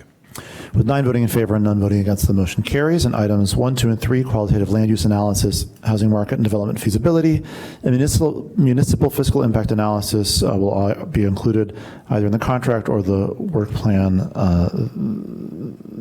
to be designed thereupon. And I'm sorry, one other thing too. Councilmember Burns still has the floor. It was a good conversation with staff. I just want to make sure that the city council is going to approve the work plan. I think there might be a misunderstanding that was going to fall to the work group to do. And I think we should all vote on the work plan, and then the work group should make sure it's followed, but we all need to weigh in on that. So I just wanted to make sure, happy to make a motion if I need to, but I just want to make sure we're all on the same page. And if staff understands it in that way as well. Councilman Rogers, do you want to respond to that? Yeah, if staff could, I'm going to ask if staff could respond to that, because if everything is approved by council, then the work group doesn't have work to do. Because if they're approving everything for us, if literally the entire council is approving the work plan, does that still give flexibility to the work group to make adjustments to that work plan? Liz, go ahead. I think one option to consider for council is the work group working directly with Code Studio on the development of both the work plan and engagement plan. That's my understanding of what will happen once a contract is solidified with whoever you decide to work with. I think what Councilmember Burns is saying is, in addition to the work group, he would like full council to review, adopt, and place on file that work plan and engagement plan, and then it would be the role of the work group ongoing throughout the process to make sure that it's followed. Basically, like every other advisory committee that we have, right? You guys do the work, you recommend something to council, and then we all vote on it. Now, if there's changes like small periodic changes throughout the process, then maybe that stays to the work group. But we all have to buy into this work plan, or it could be a disaster right from the start. I mean, I don't think I'm saying anything that. No, and I'm not disagreeing with that. What I'm wanting is there flexibility within the working group to adjust schedules, to adjust that sort of stuff, because that's exactly what the role of the work group is to be. But if everything has to come back and go through council each time, I don't know that the work group. Well, let me interject here. What I'm hearing is a request that the initial work plan be approved by council, not that everything that the working group does is approved by council. Is that fair, Councilmember Burns? Yeah, certainly my thought was that before they start work, they need a work plan. That would be voted on by council. And then if there were small changes or adjustments that needed to be made, then maybe the work group. I mean, I'm sure everybody want to know what those are too. I mean, this is an important document. Like, we can't leave it to two council members to do heavy lifting. That's stuff. not the If it's purpose. small things- That's not the purpose. Yeah. Speaking of purposes, I have an exciting update for everybody. A pumpkin-related update. We got to vote on something. It's an Atlantic time zone pumpkin-related update, technically. It's 10 o'clock. Under our new rules, we could either just instantly adjourn, or there could be a motion made to continue with up to all 4 items, PD4, PD6, HS2, and C1. Councilmember Nusma, do you want to make a motion? I will make that motion that pursuant to Rule 3B of our new rules of the City Council, that we continue meeting to finish our business on PD4, as well as PD6, HS2, and C1. Second. Councilmember Nusma moves, for some reason, that we continue working on items PD 4 and 6, as well as HS2 and C1, notwithstanding the fact that we have now passed the hour of 10 p.m. Councilmember Burns seconds. Would the clerk please take the roll? I presume the lights are not on to discuss the rule suspension. Councilmember Davis? No. Councilmember Rogers? Aye. Councilmember Hadakaris? Aye. Councilmember Kelly? Councilmember Harris? Councilmember Isles? Aye. Councilmember Nusma? Aye. Councilmember Burns? Aye. Councilmember Sufferton? With 7 voting in favor and 2 voting against, Rule pursuant to Rule 3B of the Evanston City Council, the meeting may be continued past 10 p.m. this evening to work on the following 4 items: PD4, PD6, HS2, and C1. Continuing now, there was a colloquy going on between Councilmembers Burns and Rogers relative to this question of, there's just a straightforward question of whether the city council should vote to approve a work plan. Do you guys still want to discuss that matter? I mean, I guess my question is, does every change to it have to be approved through council and added onto an agenda, or is there flexibility where we advise council as part of this process? What I heard was there would be a vote on the initial approval, not other votes. Do I have that wrong, Councilmember Burns? You have it right, but I wouldn't be a good council member if I just didn't recognize that there may be some things that we want to take a look at if it's a substantive enough change, and others we wouldn't, without seeing that, you know what I mean? Like, ideally, we'd have, okay, the work group is responsible for these things, council, but yeah, generally speaking, the real intent behind it is just for us to approve the initial work plan and then leave it to the work group, to do their business. But I honestly don't know what that might be, like what other changes might they make. I understand their role is just overseeing it and making sure that they deliver on the work plan. Again, 4 through 5, monthly project and budget reporting, like there are specific things that I wanted to see.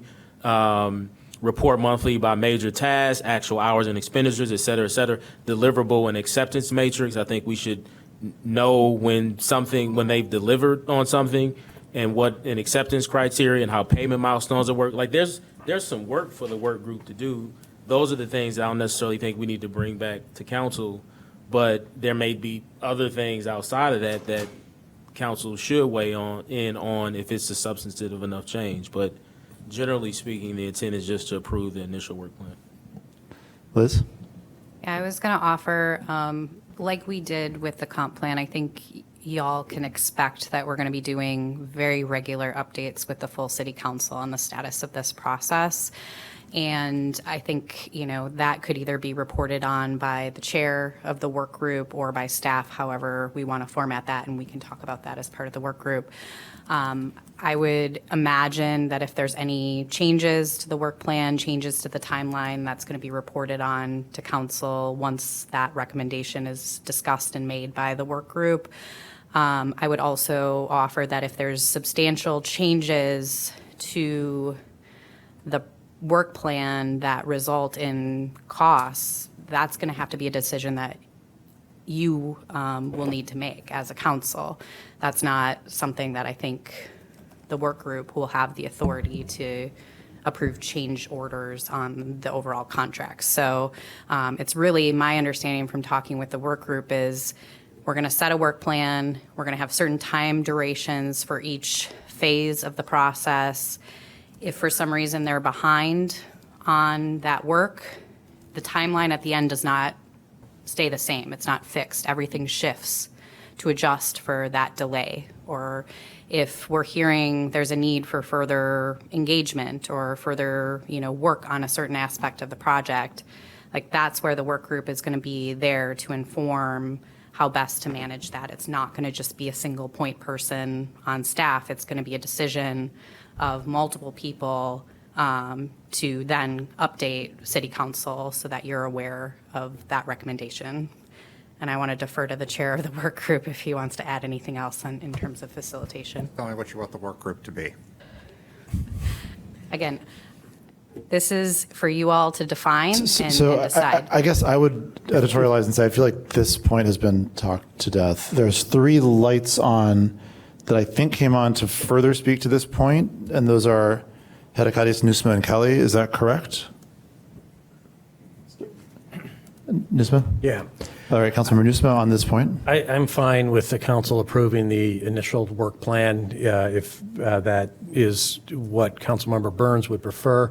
The role of the working group is certainly not to approve changes to that work plan, but to monitor progress, and identify if there are changes or updates that do need to come to council for consideration and do require a council vote. That's what the working group exists to do, among other things. We will not, as a working group, be making those decisions, but flagging them if they need to come to council. And Councilmember Kelly, do you want to speak to this issue? Yeah, I just want to say, I mean, I expect a certain degree of independence from our working group, not relying on staff to tell you when you meet. And so, I mean, I agree with Councilmember Burns' points here to bring these back in however we can bring these back for council consideration. Anyway, I wanted to also circle back then to that last item and the list of. Yeah, so that's coming, but I just want to close this. Okay, great. So now, exactly on that point, no one is asking to speak for a first time. So we go back to Councilmember Kelly with 3:10 left. Yeah, was that enough direction? Yeah, that did not require a vote, in my opinion.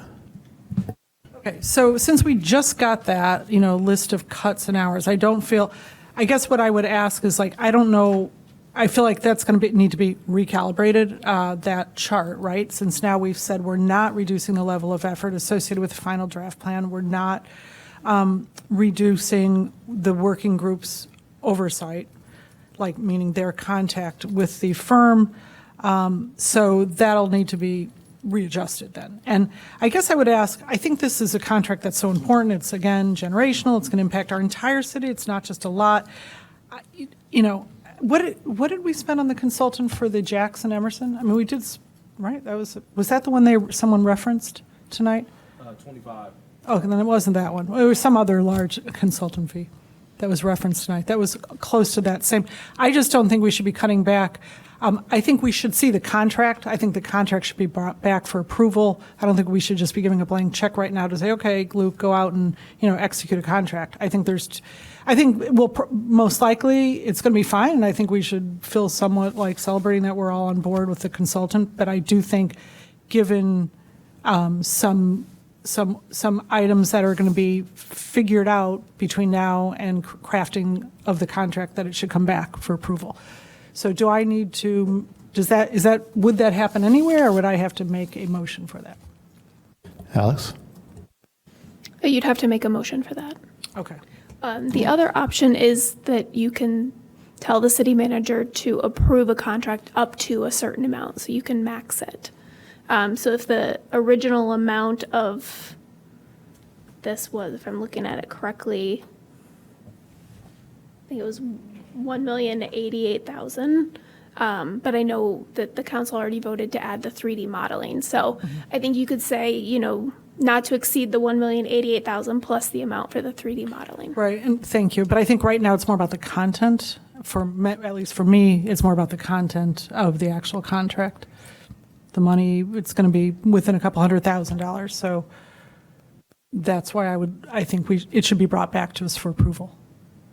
So with that, I would like to make a motion that the executed or the nearly executed contract come back first for approval before being signed. So now you're amending the resolution. Can you put the amendment in writing, please? Sure.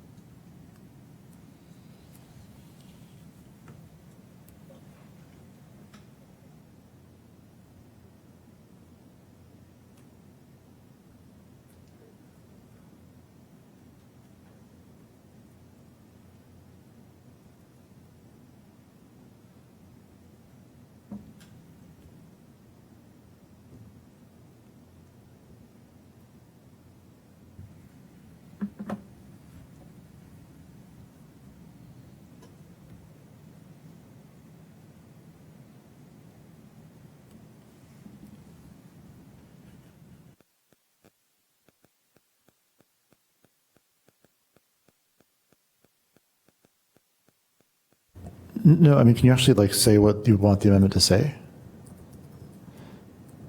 I mean, the resolution is very short and says the opposite of what you wanted to say. So like, what do you want it to say instead of what it says? Okay. So strike section 1. Okay, 1.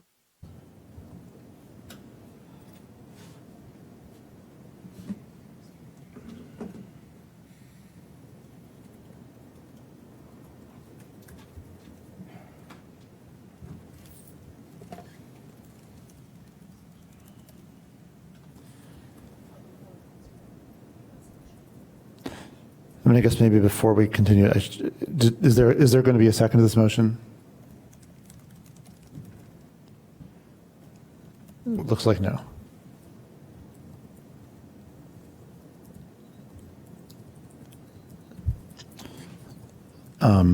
So we're just going to have we're just going to trust that we'll be fine with the contract?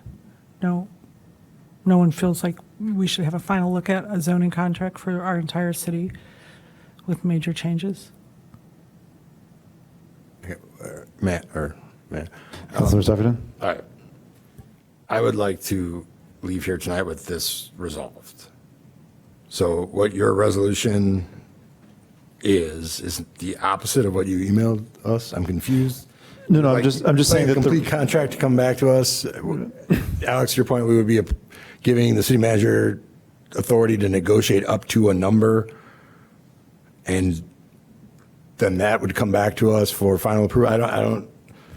Yeah, I think basically what Councilmember Kelly is saying is that counter to how this has been approached throughout the process, counter to what was discussed at the last city council meeting, counter to what's in the packet, counter to what was the subject of all tonight's public comment, counter to what y'all have been talking about so far. Instead, there should be a contract negotiated and then brought back to city council for approval. And that's y'all's vote. I'm just saying section 1 says the opposite of that. So if you want to amend the resolution to say that, you should strike section 1 and write a section 1 that says something different. That's all.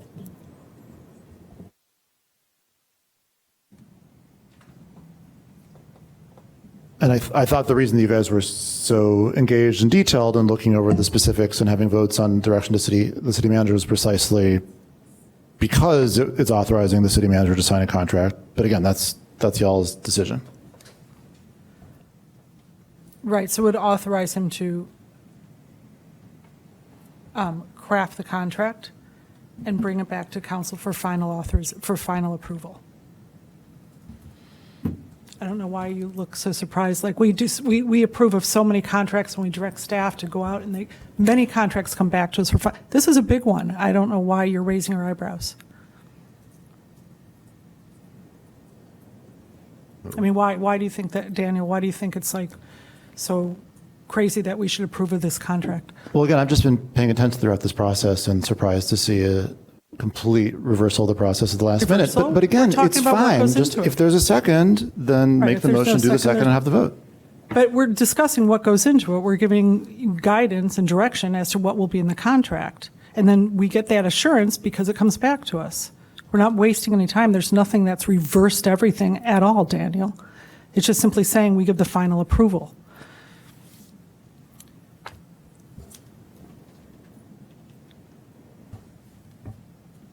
But if there's not a second, so it would just strike. Councilmember Burns.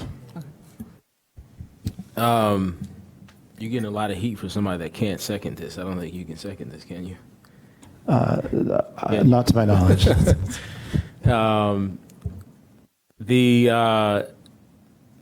think I understand what Councilman Kelly is saying. I think what she's saying is totally reasonable.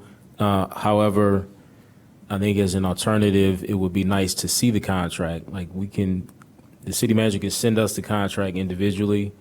And if we feel like it doesn't reflect the conversation we're having this evening, then we can do something about it. So that's what I would ask. Alex, do you want to? That's a course of action that, okay. Okay. At this time, sorry, let me do the arithmetic. So I'm sorry, I just want to get a little, thank you, Councilmember Burns. I think that's a good idea. So can we just maybe, so we would get that with so many, I mean, we should with so much time, with at least a week, I would say, or, I mean, not, so we have to turn it around in a day, can we say that we would get it and give us one, I mean, I think we should have some time frame, so it's not like, here it is, answer tomorrow. With 1 week to review it. That's what I would ask. I think that's perfectly acceptable, and staff will make that happen.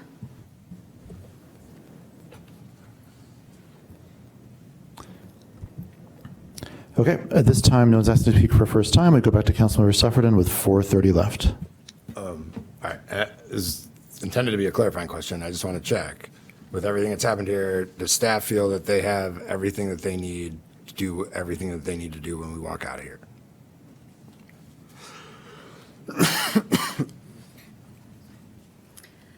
I believe so, but I would just offer if there are other things that council members are seeing in the comparison that they believe needs to be included in the negotiations, I would prefer that you make those motions now and get those on the table versus then one council member saying, I want this in, and it maybe not being palatable to everybody.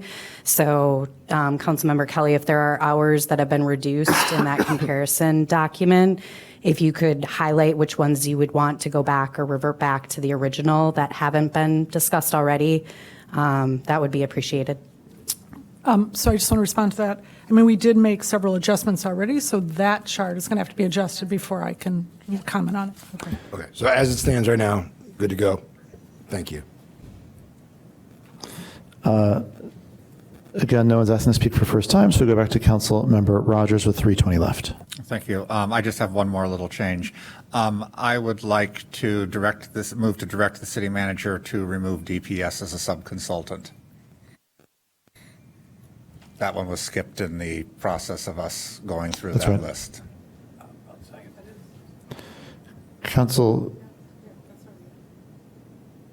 what, I'm with you. I didn't hear that got removed. There's a belief that it was removed? Liz? I'm just clarifying that that was part of the reduction in the overall cost that's in front of you this evening. So the 911,000 already contemplated removing DPS as a subconsultant. Yeah, he's trying to put them back in. No. I'm wanting to make sure that they are not in because we've been jumping around back and Oh, yeah, that's forth. in the memo. So- I'm not with you anymore. Yeah, that's in the memo. Okay, I just want to make sure. Yeah. Okay. Would you withdraw the motion then? Because that is I clearly. withdraw my motion. Okay. It was more of a clarification. Sorry. Thank you for explaining. My bad. Okay. With no further discussion, would the clerk please take the roll? This is on Resolution 136-R-26. The resolution itself has not been amended, but there have been a series of votes. I believe all of them passed unanimously to direct the city manager to make certain specific adjustments to what's in the packet in the negotiation, as well as a commitment made to send the outcome of that negotiation to council for review. Will the clerk please take the roll? Councilmember Davis? This is for the amendments or the whole thing? The whole thing. Oh, no. Councilmember Rogers? Aye. Councilmember Hadakaris? Aye. Councilmember Kelly? Councilmember Harris? Aye. Councilmember Isles? Aye. Councilmember Newsma? Aye. Councilmember Burns? Aye. Councilmember Sufferton? Aye. With 8 voting in favor and 1 voting against, the motion carries and Resolution 136-R-26 is adopted.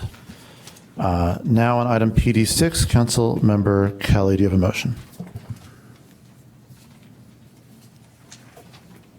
I'd like to move item PD6, ordinance 56026, approving a text amendment related to temporary uses. Second. Councilmember Kelly moves adoption of ordinance 56-0-26. Councilmember Harris seconds. Councilmember Rogers. Thank you. I'll be voting against my own referral because this does not change anything by taking it back to 90 days. It doesn't rewrite anything in the code. So we're just reverting back to the code as it is. So there's no real need for council action. With that inspiring observation behind us, will the clerk please take the roll? Councilmember Davis? No. Councilmember Rogers? No. Councilmember Hadakaris? Aye. Councilmember Kelly? No. Councilmember Harris? Councilmember Isles. Aye. Councilmember Nusma. Aye. Councilmember Burns. Aye. Councilmember Sufferton. No. With 5 voting in favor and 5 voting in favor and 4 voting against, the motion carries, and ordinance Jesus, Daniel, for the love of God. Ordinance 56-0-26 is adopted. Now on item HS2, Councilmember Hadakatis, do you have a motion? Move approval of ordinance 35026, adding Title III, Chapter 36 to the City Code concerning the regulation of electronic product promotion sweepstakes kiosks. Second. Councilmember Hadakatis moves approval of ordinance 34-0-26. Councilmember Burns seconds. Councilmember Burns. We got an email earlier today saying that they're encouraging us to either vote no against this or reconsider it altogether, and we should take up video gaming.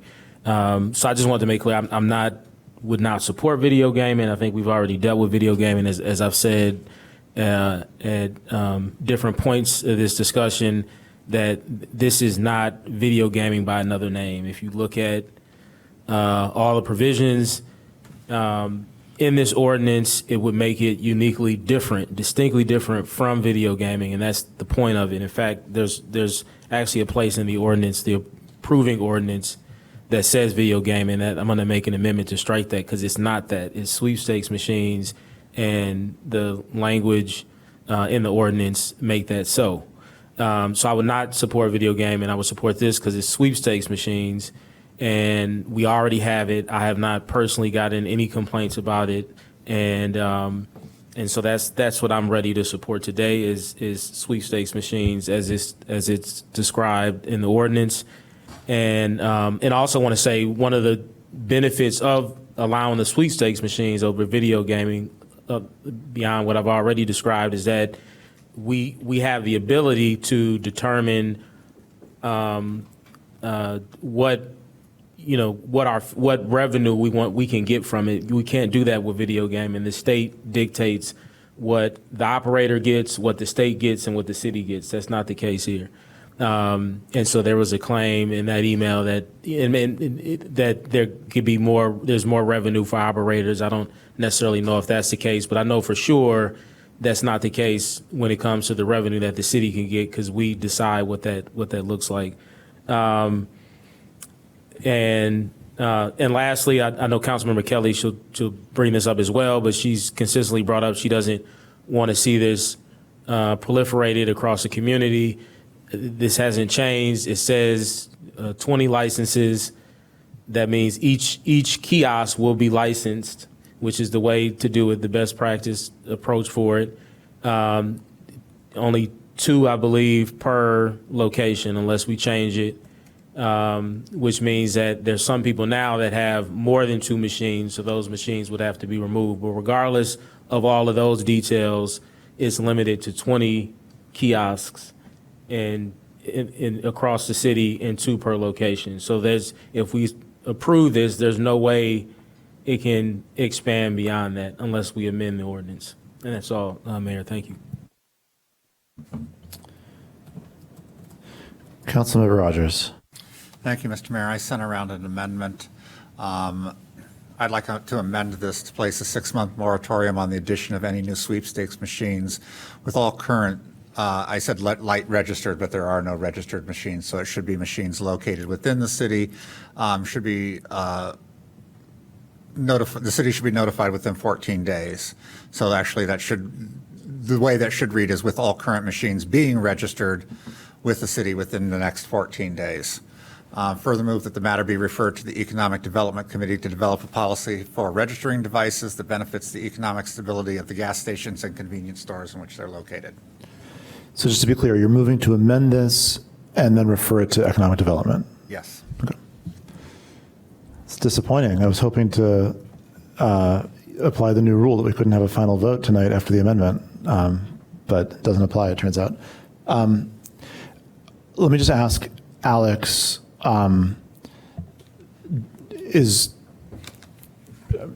amendment, as proposed in this email, it's clear about what the intent is, but it doesn't say exactly where this language would go. Is it enough specificity that gives you guys the ability to, okay.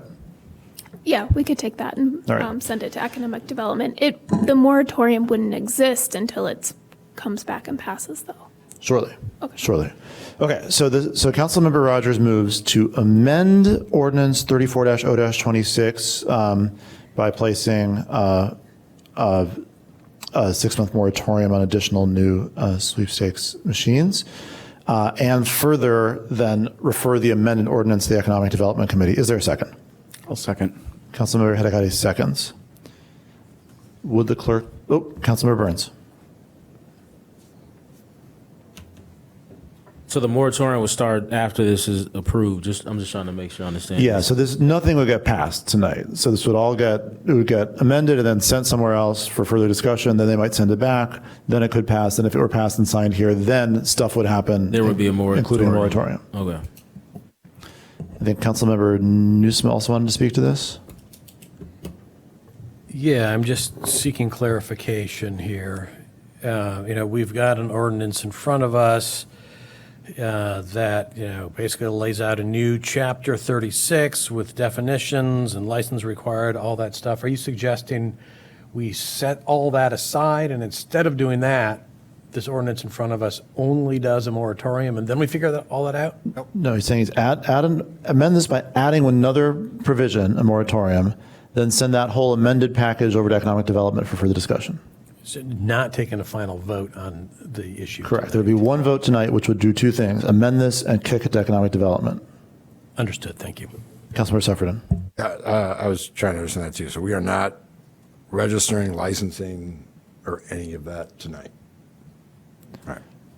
So this is basically a referral. Yes. Understood. Thank you. So yeah, the amendment, the motion is an exciting motion, so it does a lot. I saved it to the end. Well done. I think the only, if I can. Yeah, sorry. Councilmember Burns. I just, would like to see this at the next Economic Development Committee meeting. I don't know. I think there's already been a lot of work put into this, and there's no reason to drag it on. Paul, is that doable? I ask that this be on the next Economic Development agenda.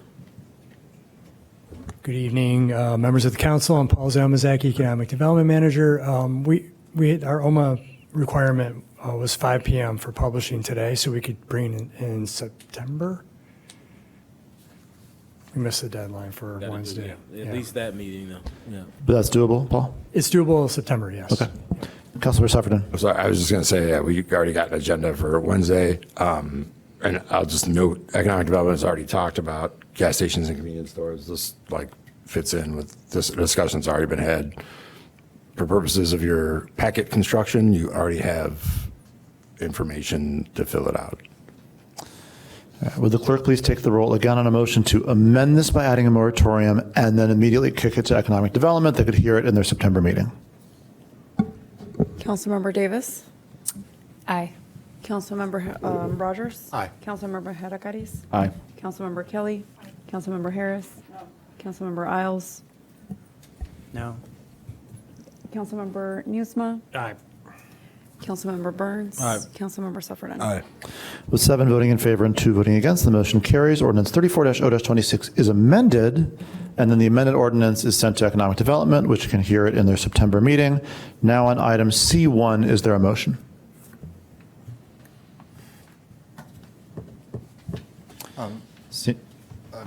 Somebody pulled it off. I don't know. I think the person who pulled it off might have also voted not to extend the meeting. That's fine. Which one was this? This brings us to call of the wards in that case.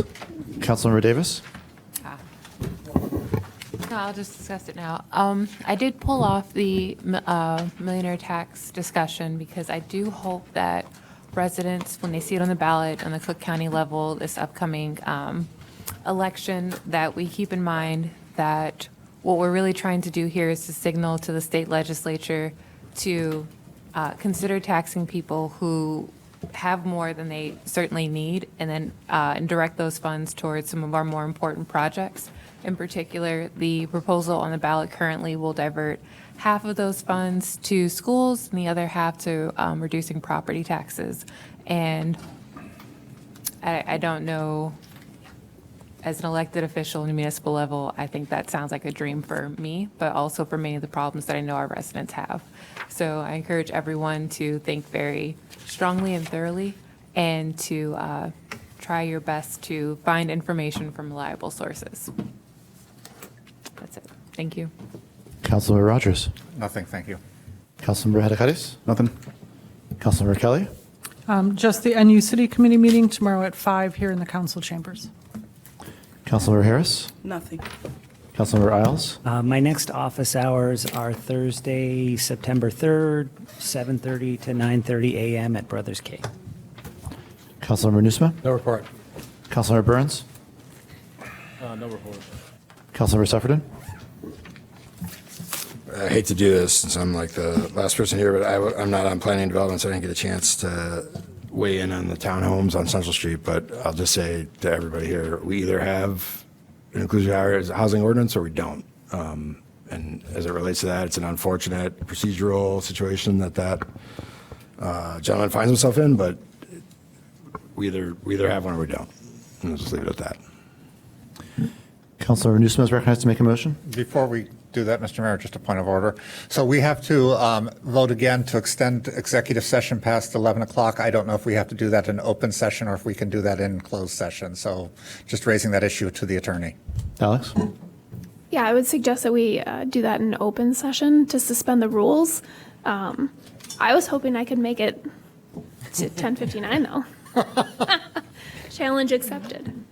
So do you, perhaps Councilmember Nusma, you can include that in your motion? Is that I'll allowable, make a Alex? twofold motion.